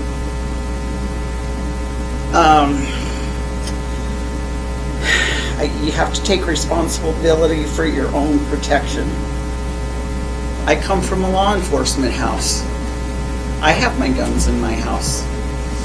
I would protect myself. People may not like that either. But learn to accept facts and ask yourself, hey, I've got 4 acres over here. I want to put this in there. And somebody comes up and wants to deny you that, would you be happy? Stop and ask yourself. I've lived in this town. I care for this town a lot, more than you. It's a passion in my heart. So, and it comes down to the question right now is if our hearing examiner was right in his work, and that's what we'll be choosing. Our own personal thoughts and endeavors have nothing to do with that right at the moment. So, anyway. Thank you.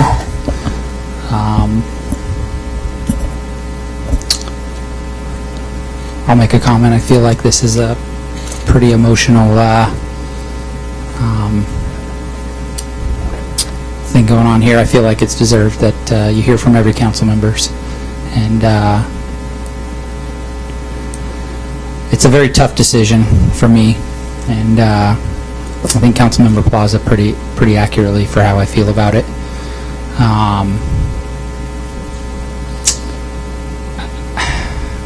It's a struggle for me. I think the hearing examiner did his job very well.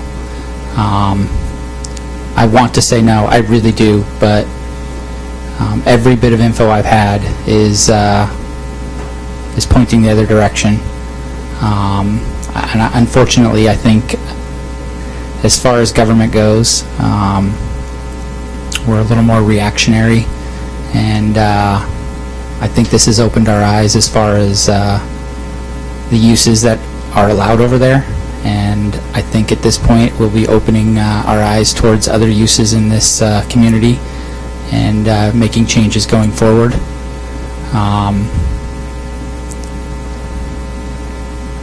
So it's a tough decision, and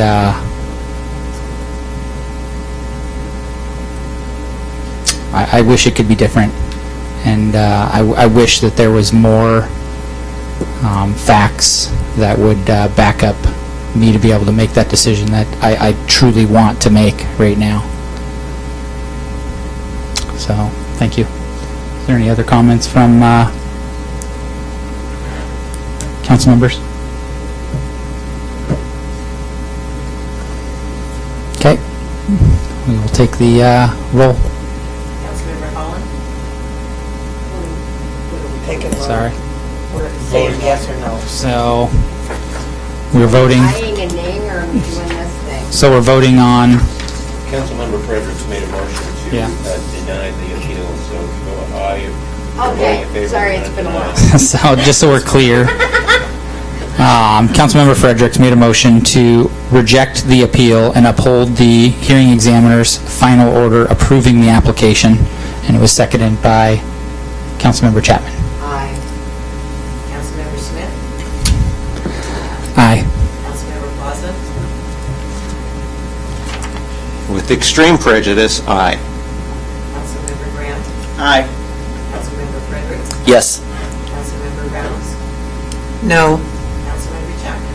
Aye. Motion carries 6-1.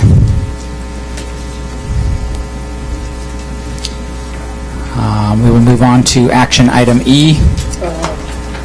Sorry. Can you check that number 16 before you move on? Absolutely. Bear with me.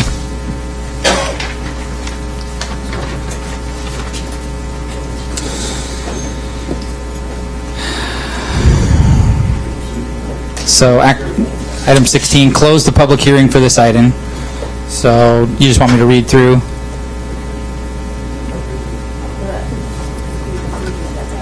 Dave?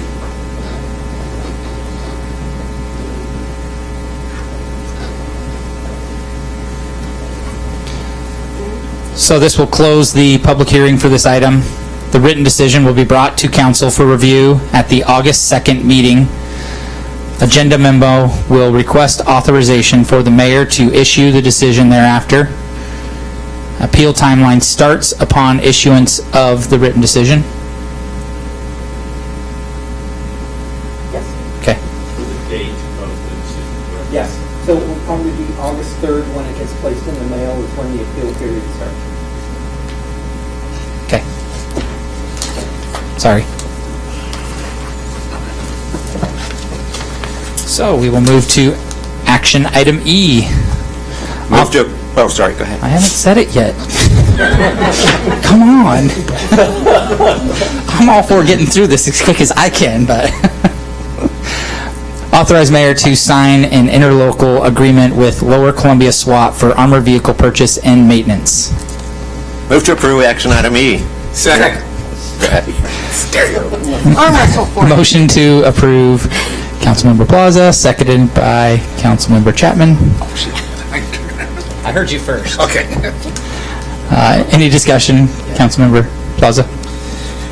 Yeah, this is, for people that don't know, this is an agreement with Lower Columbia SWAT so that if their services are ever needed in our area, they will respond, and it comes with an extremely affordable price tag of just a little over $100 a year, right?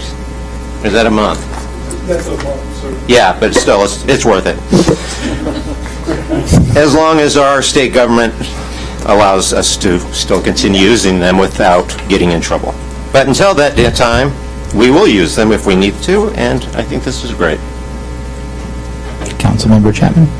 It comes with a big black truck. I like it.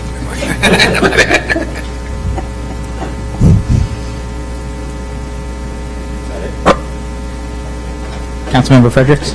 Chief Kelly, I have referred to these vehicles, I have been told that these vehicles are a weapon of war from some folks in the community. Can you please describe why we would need one of these Bearcat vehicles in the city of Woodland, what its primary use would be for, and why we feel that that would be an appropriate use of that vehicle, just to, so the other side may not be heard? Yes, sir. Under definition, with the new RCW, this is not a weapon of war. Okay. Or considered a military vehicle, otherwise it would be banned. Okay.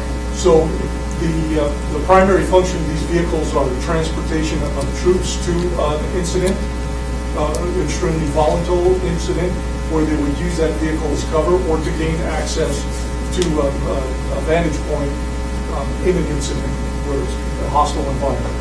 This vehicle will also be used to transport injured personnel out of the scene without harm. So it's not really considered for all intents and purposes, it's a light armored vehicle. It's not a military vehicle by definition. Excellent. Okay. Just wanted to get that question out there. I appreciate that. Thank you. But it is black and steering wheel. Yeah. Perhaps you could maybe change the color to yellow. Green. Well, we want everybody to think it's a school bus. Okay, sorry.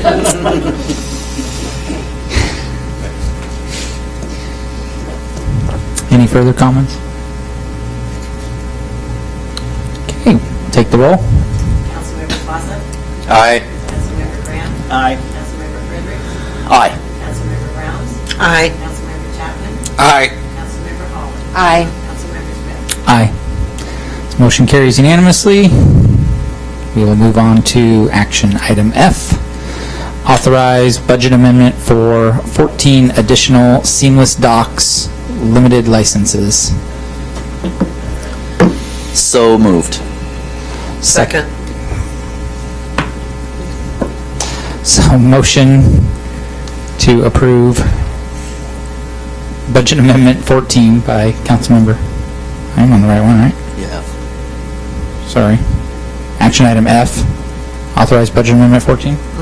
Yes, for 14 additional seamless docks limited licenses. You're right. I For apologize. our finance committee meeting that happened tonight. Remember that? I do. It's a long time ago. It was motion to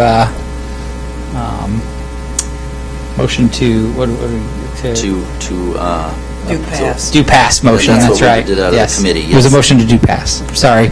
Authorize budget amendment 14 additional seamless docks limited license. Motion by Councilmember Fredericks, seconded by Councilmember Rounds. Any comments, Councilmember Fredericks? Yes, just real quick. This was something that we discussed at the Finance Committee meeting tonight. Mr. Goddard brought this forward for consideration. There is a need to have the 14 additional seamless docks limited licenses for staff's ability to be able to use. There is an additional expense of roughly $2,300 on an annual basis. And what this motion does is authorizes the additional amount, the budget amendment that will be required for the additional cost. And we're urging that the council adopt this motion to allow staff to be able to have the additional licenses to be able to do their work. No comment. No comment. Any further comment? Seeing none, take the roll call. Councilmember Graham? Aye. Councilmember Plaza? Aye. Councilmember Smith? Aye. Councilmember Holland? Aye. Councilmember Chapman? Aye. Councilmember Rounds? Aye. Councilmember Fredericks? Aye. Motion carries unanimously. I'm wondering, do we want to take a couple-minute break before action item G, or do we want to move into this one? Let's just go. Okay. Yeah. We will move into action item G. Authorize payment of labor and industry fine and withdraw the City of Woodland appeal of violation for labor and industries. I move to authorize the payment of the labor and industry fine in the amount of $1,200 and withdraw the City of Woodland appeal of violation. Second. So motion to approve, or motion to authorize payment by Councilmember Fredericks and seconded by Councilmember Graham. Any comments, Councilmember Fredericks? Yes. I'm sure there was probably going to be some comment this evening on this item. So mine is probably not going to be as long as Councilmember Plaza's, but bear with me here for a minute or two. So a little bit of history on this. The City of Woodland received a citation in the amount of $1,200 against the city for a serious violation of Emergency Proclamation 20-25.7 on March 17th of this year. And I'm going to use the word serious. Serious violation. I believe that this is a serious overreach by the Washington Department of Labor and Industries. First, I would say that the Divisional of Occupational Safe and Healthy Inspector states the following in the citation: that the City of Woodland provided council members with a facility to use for their meetings and required their employees to attend in person to assist with logistics. This is blatantly false. No city employees were ever required to attend city council meetings. A city employee was to come in and set up the computer for GoTo or Zoom meetings, but these employees were never ordered, required, or forced to do that. They did so on their own accord and could have refused to do so if they felt unsafe at any time. In addition, they could have requested a reasonable accommodation, and I believe that actually happened at one point. Even if they had been required to do the setup, that process was completed before the start of city council meetings when very few, if any, people were present. Second, on the invoice itself of summary of assessed penalties due, they admitted that the city had corrected any alleged violation, yet still chose to fine the city. This is further supported by their own compliance manual, the Washington Department of Labor and Industries, Section E, Paragraph E.4E, Elements for Defense, which reads, Bullet point 1, if an exposing employer meets all of the following defenses, the employer will not be cited. 2, the employer did not create the hazard. Bullet point 3, the employer did not have the responsibility or the authority to have the hazard corrected. The employer did not have the ability to correct or remove the hazard. The employer can demonstrate that the creating, the controlling, and or correcting employers, as appropriate, have been specifically notified of the hazards to which his or her employees are exposed. The employer has instructed his or her employees to recognize the hazard and, where necessary, inform them how to avoid the dangers associated with it. And where feasible, the exposing employer must have taken appropriate alternative means of protecting employees from the hazard. Now, obviously, the city did not create COVID-19 or force any employee to attend any of the city council meetings. The city does not have the authority to remove any city council members from a meeting. The city does not have the authority to force a council member to wear a mask, especially when two have medical reasons and are exempt from wearing one, as outlined in Governor Inslee's proclamation 20-25.7. I believe that the most the city should have received in this case was a warning. And it really also makes you wonder that the fact that the inspectors had to comb through 7 months of city council video to find their aha moment. The fact that the inspectors raised questions during their interview process about legislative action that was already taken by this council regarding Resolution 723, which passed the body back in June. What does this prior legislative action do? Why did they need to have that discussion? Why was that part of the discussion? Make no mistake about it, this isn't about the health and safety of City of Woodland employees. This is about fear and intimidation. And how dare you push back against their directives? This is an agency that is doing the bidding of their boss, Governor Inslee. This is a serious overreach, serious overreach by the Department of Labor and Industries. I'm very concerned about this because I do believe this is an overreach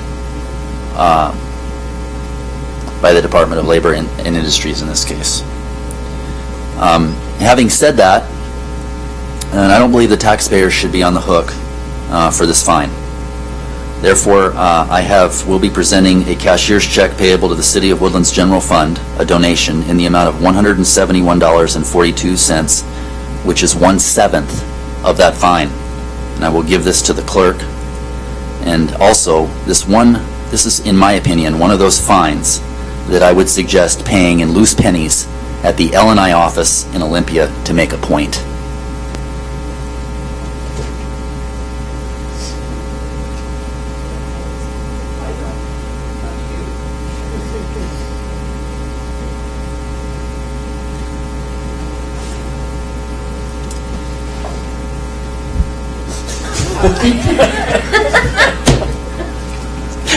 I don't know if I'm at that point yet. Yeah, that's where I'm at. Is there any further comments? You've all heard me, so. Okay, can I give my quick 2 cents there? I'm not the, stop it. When it comes to this fine, I have some trouble with it. I don't think it warranted a fine. The council up here voted to go back to in-person meetings, and there was never one time that I ever felt pressure that I had to be here. In fact, it was the opposite. It was always made clear that if I wanted to go to online, I could, and I did take that opportunity, my own personal, a few times due to possible exposure with my daughter in school and waiting back to get tested. I understand Labor and Industries is wanting to protect employees, and I completely get that, and I agree with it. I think a simple conversation could have been had with the city, and it would have addressed a lot of issues that needed to be addressed if there was some. But when it comes to this fine, I don't agree with it, but I think it's time to put this to rest, and I think we just need to pay it and be done with this. Councilmember Plaza. Okay, first of all, I want to apologize to anybody that was hoping to get home early, because I'm going to be here for a second. Like Councilmember Frederick said, on March 17th, 2021, City of Woodland received a citation and notice of assessment from L&I's Division of Occupational Safety and Health, or DOSH, where they fined us $1,200 for a serious violation of Governor Inslee's emergency proclamation and Safe Start phased reopening requirements. During the portion of the citation where justification for the fine is explained, there were numerous misrepresentations made, and it doesn't take into account the authorized exemptions that apply to council members who are identified as allegedly violating this order. In addition to providing misleading information and ignoring legitimate exceptions, DOSH willingly chose to ignore their own policies and procedures, as well as instructions provided by their own supervisors in their own department during the course of their investigation into the city and their subsequent decision to maliciously fine the city. In the citation of notice of assessment, the DOSH inspector who conducted the investigation down here claimed that the City of Woodland employees are documented exposed to the potential spread of COVID-19 while attending public city council meetings with council members who weren't wearing facial coverings at all times. However, the Department of Labor and Industries Division of Occupational Safety and Health Compliance Manual reads, when a violation is discovered during an inspection, not prior to or after, but during, CHOs must document the violation in accordance with the specific guidance contained within this manual and any other relevant DOSH policies. Obviously, no violations were discovered during DOSH's inspection since everyone was complying with Governor Inslee's proclamation by that time. In fact, DOSH had to review approximately 7 months of previous council meetings before they were able to find anything that they could use as a violation. In addition to that, their compliance manual further states, describe the hazard in which the employees are exposed, and describe the most serious injury, illness, or disease which could responsibly be expected to result from the hazard. If a citation involves a serious violation, which this one did, staff must also prove there is a substantial probability that death or serious physical harm could result from the violative condition. The DOSH investigator did not provide any documentation showing any City of Woodland employees were ever exposed to anything hazardous, and only listed a potential for exposure as listed on the citation. They also said that city employees were documented exposed to the potential spread of COVID-19 while attending, I just said that. Okay.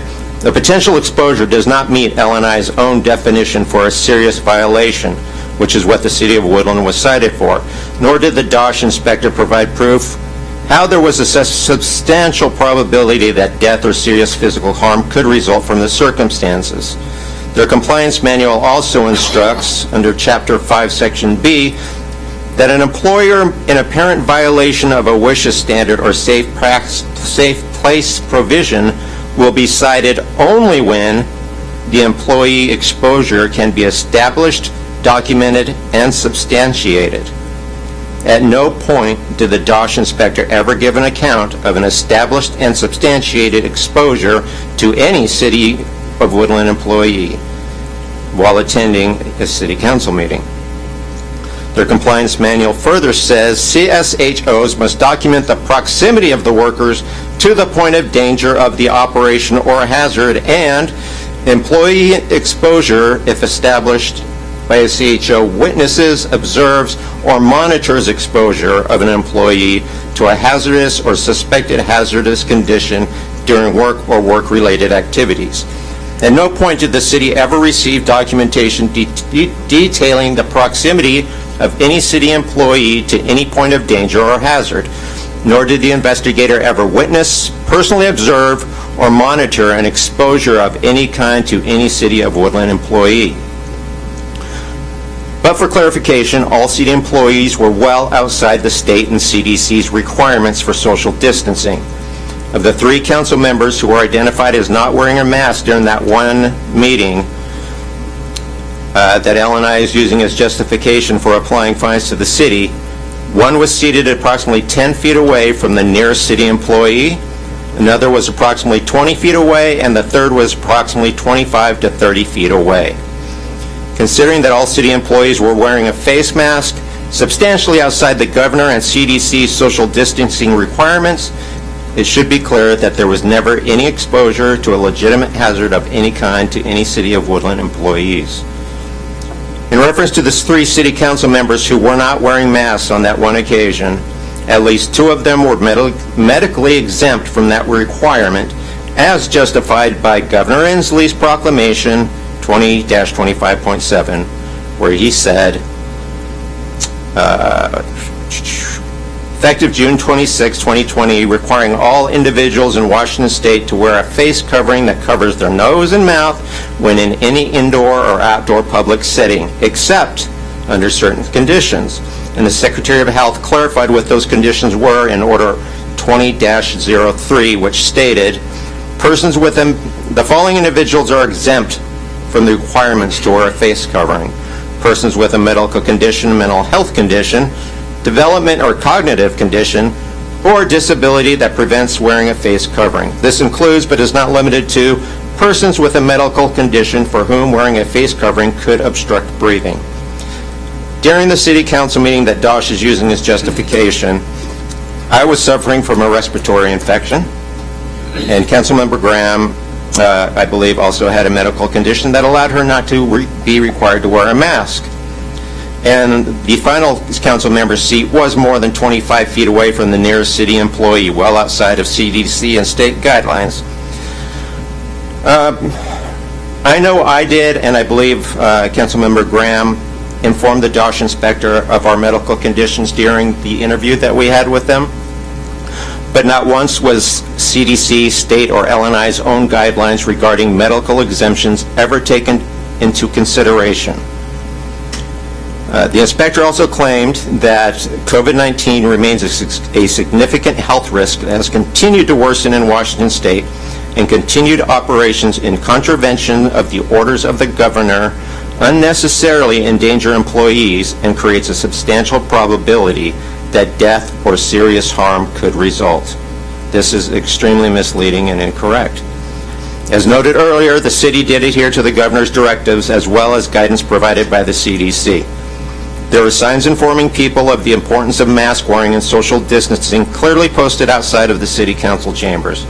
The city had removed chairs and placed seating within the chamber so anyone who chose to attend the meetings were at least 6 feet apart from one another, and they also checked the temperature of all persons entering the council chambers. Masks were provided free of charge to anyone who wanted one prior to entering the chambers, and at least 2 of the 3 city council members who did not wear a mask were medically exempt from doing so, and were last seen without masks approximately 7 months before the investigation even began. At the time of the investigation, all council members were wearing masks. Regardless of this, even if masks were not worn at the time of the investigation, it would not have resulted in a substantial probability of death or serious harm. According to a study conducted by the New York City Health Department, the fatality rate for people aged between 40 to 69 years old, which is about the average age range of the city council and the city employees who were present during that time, was found to be 0.04% and 3.6%, resulting in a survivability rate of 97.4 to 99.9.6. Or 96. As noted earlier, the combination of city employees wearing a mask, being at least 10 feet away from the nearest unmasked person, in a sparsely occupied large space, in addition to the other safety precautions the city had in place, actually substantially reduced any chance for infection, belying the claim that the steps taken had created a substantial probability that someone would die or sustain serious physical harm. In reference to the inspector's claim that COVID-19 has continued to worsen in Washington State, studies have found that not to be accurate either. According to kingcounty.gov, their daily COVID-19 outbreak summary, deaths related to COVID-19 reached a high point on December 29th, 2020, with 14 statewide deaths reported, but then steadily and substantially reducing with only 1 death recorded on May 7th, 2021.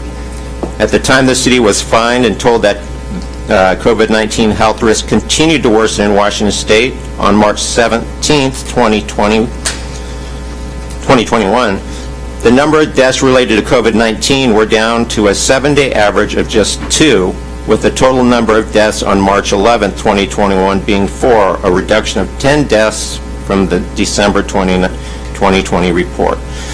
If these scientific studies and data are to believe, then it would appear that the health risk had been continuously decreasing, not getting worse as claimed. Furthermore, if you take only the number of COVID-19 cases and deaths in Calais County into account, only 1.5% of all COVID-19 cases, and this is from the Washington State Department of Health COVID-19 in Washington State report, resulted in death, which does not coincide with the investigators' claim that there would have been a substantial probability of death or serious harm. In fact, according to L&I documents found on their own website, coronavirus common questions regarding work face covering and mask requirements, which was published on January 26, 2021, the City Council did not behave in an egregious or hazardous manner, or even in a way that was not allowed by L&I. One of the questions asked in that document was, do firefighters have to wear masks while they're sleeping at the station? L&I's answer was no, but beds need to be at least 6 feet apart from each other. Another question was, can workers lower their masks below the chin occasionally throughout the day while working, and what steps should workers take to stay safe?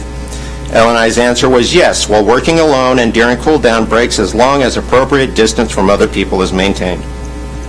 So according to L&I's own guidance, it's safe to sleep and work without a mask on as long as you're 6 feet or more away from other people. But if you do the same thing in a city council meeting, it somehow becomes a life-threatening event. In my opinion, the fine had little, if anything, to do with safety violations.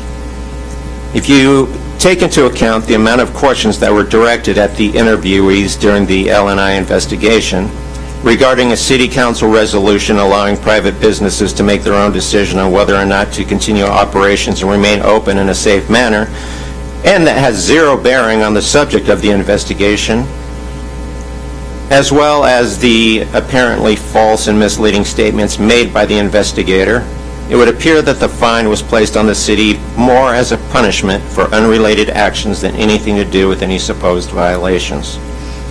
In fact, according to Tim Church, the communications director for L&I, fines are generally used only as a last resort. During an interview with My Northwest on December 2020, he said, "We don't want to cite and fine businesses. We really don't. We want them to do what's right for the health of their employees and the health of the communities. That's our primary goal. If we have to cite them and fine them and issue orders for them to close, it's our last choice." This was further corroborated by Annie, don't know how to pronounce her name, I'm guessing, Annie Soiza, L&I Assistant Director for the Division of Occupational Safety and Health, who stated in an L&I news release, "Our goal is to get employers to comply with mask requirements through education and assistance. But if that doesn't work, they can be cited and fined." She also said in that same news release, "Complaints by workers are forwarded directly to L&I's DOSH staff. In most of the other L&I cases, the department's investigators visit the business anonymously. If investigators find the complaints are valid, staff contact employers to inform them of the public masking requirements. At that point, most businesses agree to follow the rules. Uncooperative companies receive a warning letter saying they could be cited if they continue to break the law. Not that they had, but if they continue to. If complaints are about major corporations, L&I works directly with the chain's corporate safety staff to investigate public masking complaints. The department follows up to ensure mask issues, if any, are resolved. In addition, these large corporations are still subject to L&I safety and health inspections. And any employer who's found through additional spot checks or complaints and continues to violate the law faces formal enforcement action. Yet, even though the city was fully complying with the governor's orders before the L&I investigation even began, it appears to me that the L&I investigator ignored directives, written policy, and procedure, and chose to fine the city for violations it wasn't making. L&I never afforded the city an opportunity to correct any supposed issues they claimed took place, because there weren't any to correct by that point. Never provided a warning letter to the city warning about enforcement if corrections weren't made, and never did any follow-up. As stated before, any alleged violations had been resolved months before the L&I investigation even began, and none of them ever violated any of L&I's allowable exceptions to begin with, but they still chose to levy a fine against the city.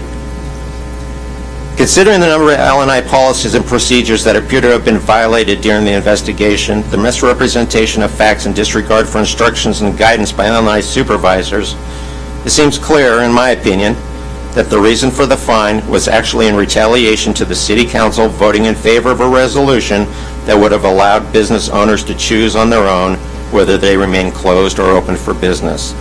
This was made even more apparent when the investigator spent an inordinate amount of time asking questions about the resolution that the City Council had passed, and then said that the City Council, quote, doesn't have the authority to question anything the governor orders.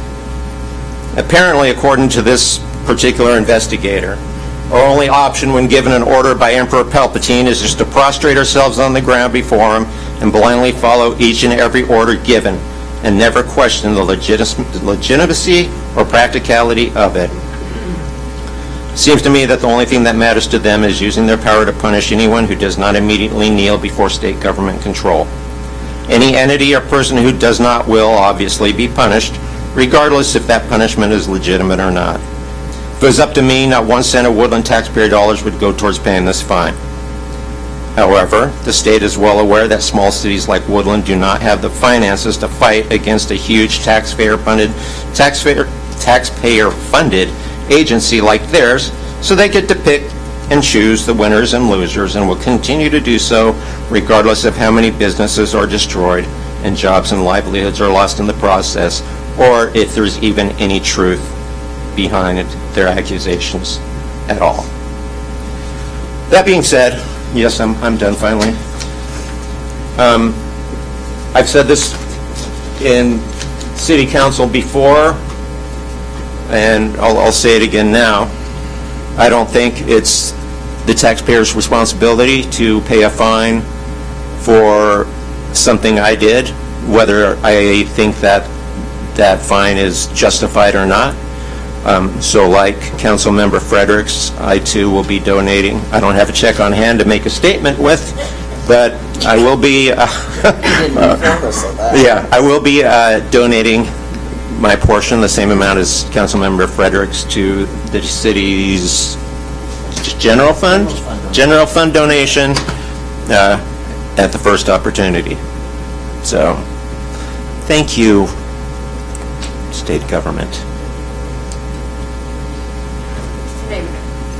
Can I follow that up? Absolutely. Councilmember Hall. You got 30 seconds. So clearly I have a mask on, and so I was not part of the interesting conversation about any of it. What I remember is the Daily News came in and took a picture. Because it was this random lady who comes in and says, oh, we're all looking at her, and she's like, oh, I'm just updating pictures. Okay, so she ran around the back and took pictures because no one was in here but us. And then a couple days later, I discovered we had been fined because it was in the Daily News. So that's how I found out about this, which I thought was kind of interesting, that if we're in violation, again, like Mr. Plaza said, if you're a business, they meet with you and you get an opportunity to correct your behavior. And, I mean, I think we all found out because it blew up on social media. Where, interestingly enough, pictures I'd never seen of anybody here popped up there as evidence. So, I'm kind of annoyed that this thing has drug on as long as it is. I think it was dumb in the beginning. I thought, not all of us, just so the public knows, not all of us were brought in and grilled. Only a couple council members were, by L and I, to determine the safety factor of our council meetings being held in person. I've also found it interesting through this entire thing is that the state law says that on Saturdays I can stand a foot away from hundreds of people at the food bank, and that's totally safe. I'm totally safe because I wear a mask. But if I come here and I sit within 10 feet of Councilmember Rounds, I'm going to kill her or she's going to kill me. So that's kind of been my issue through this.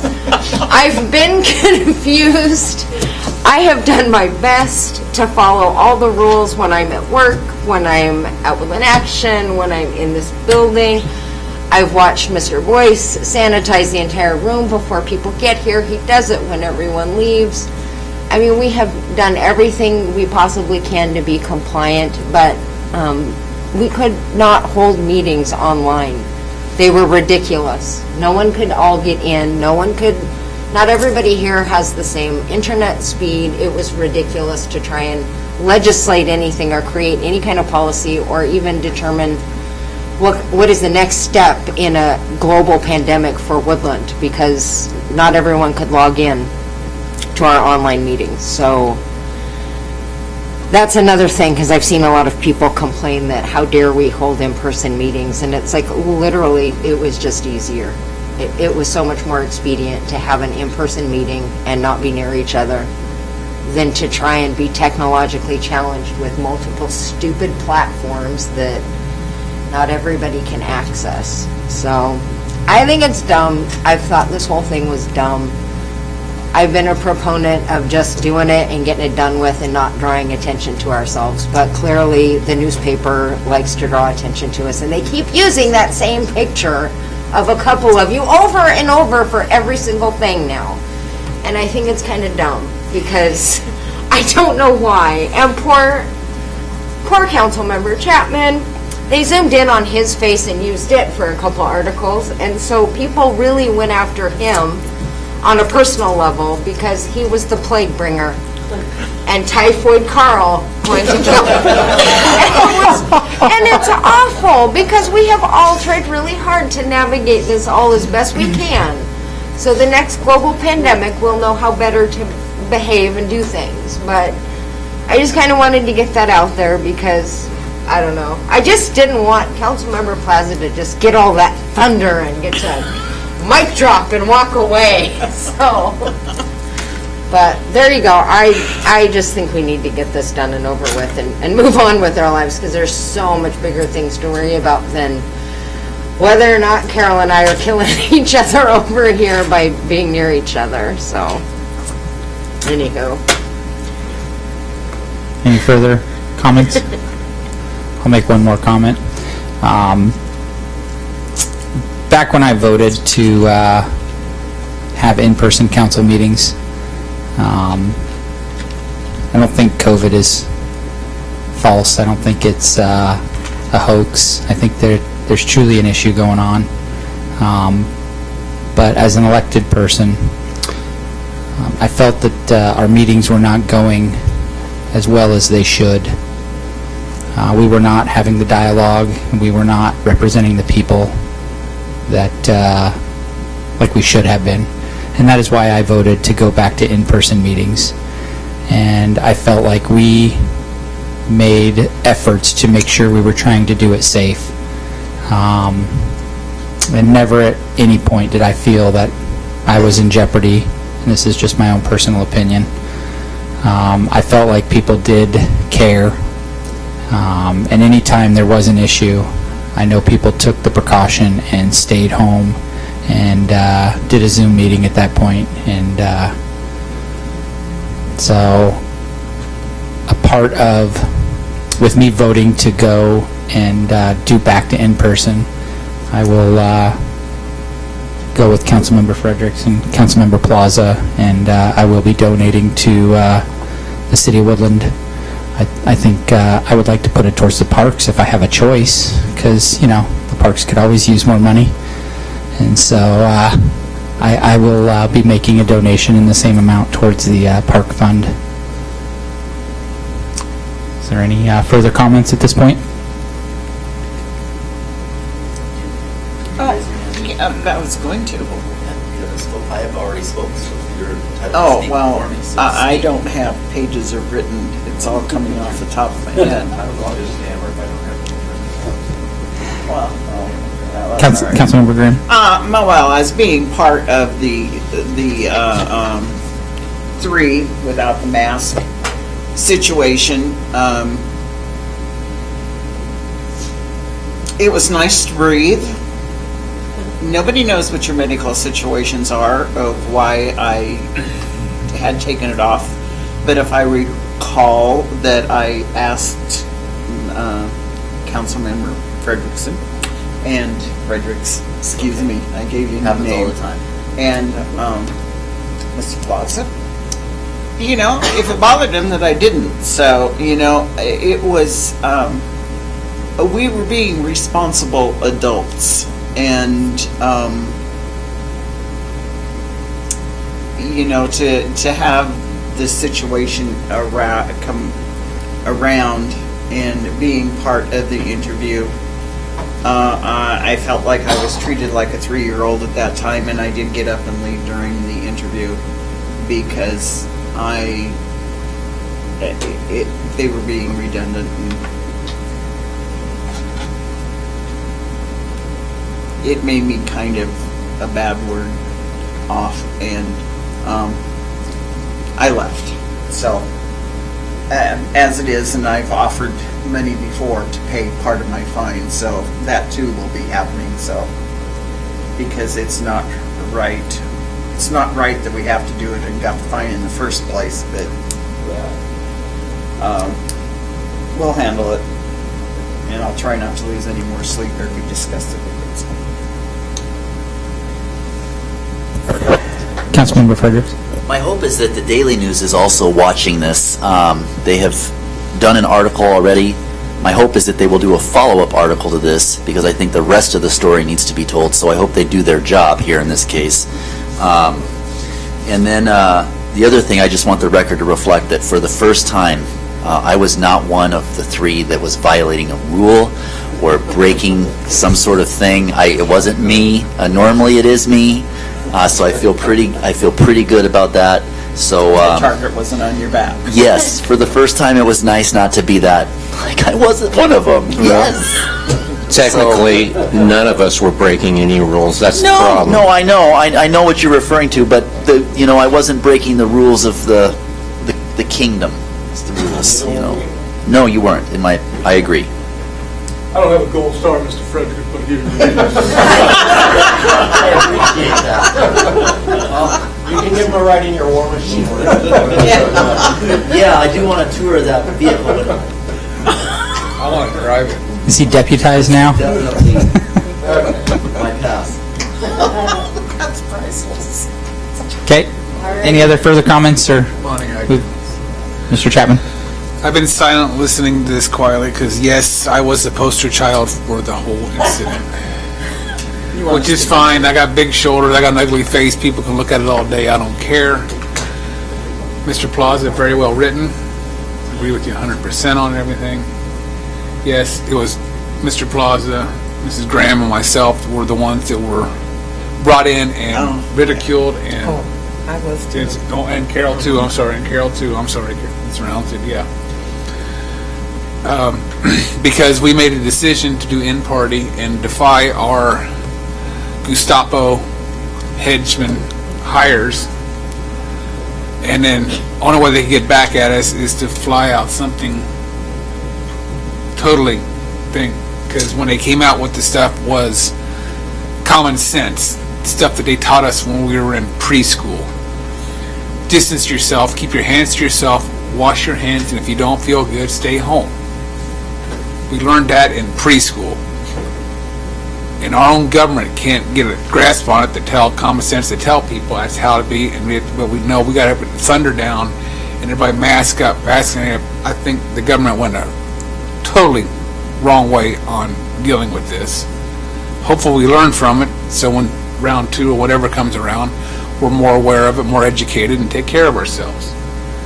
But the reason that this happened was because we stood as a defiant to help the people of Woodland of in-person and held no person responsible for coming in or not showing up to a meeting. And I too will be donating my share to the fund to take this, because I think that basically this was just I get emotional sometimes, and I'm trying to watch my language so it doesn't fly out there too bad. So there's a very well gesture that I want to give towards Olympia and say, here's your pennies, and you might beat us, but you can't break us.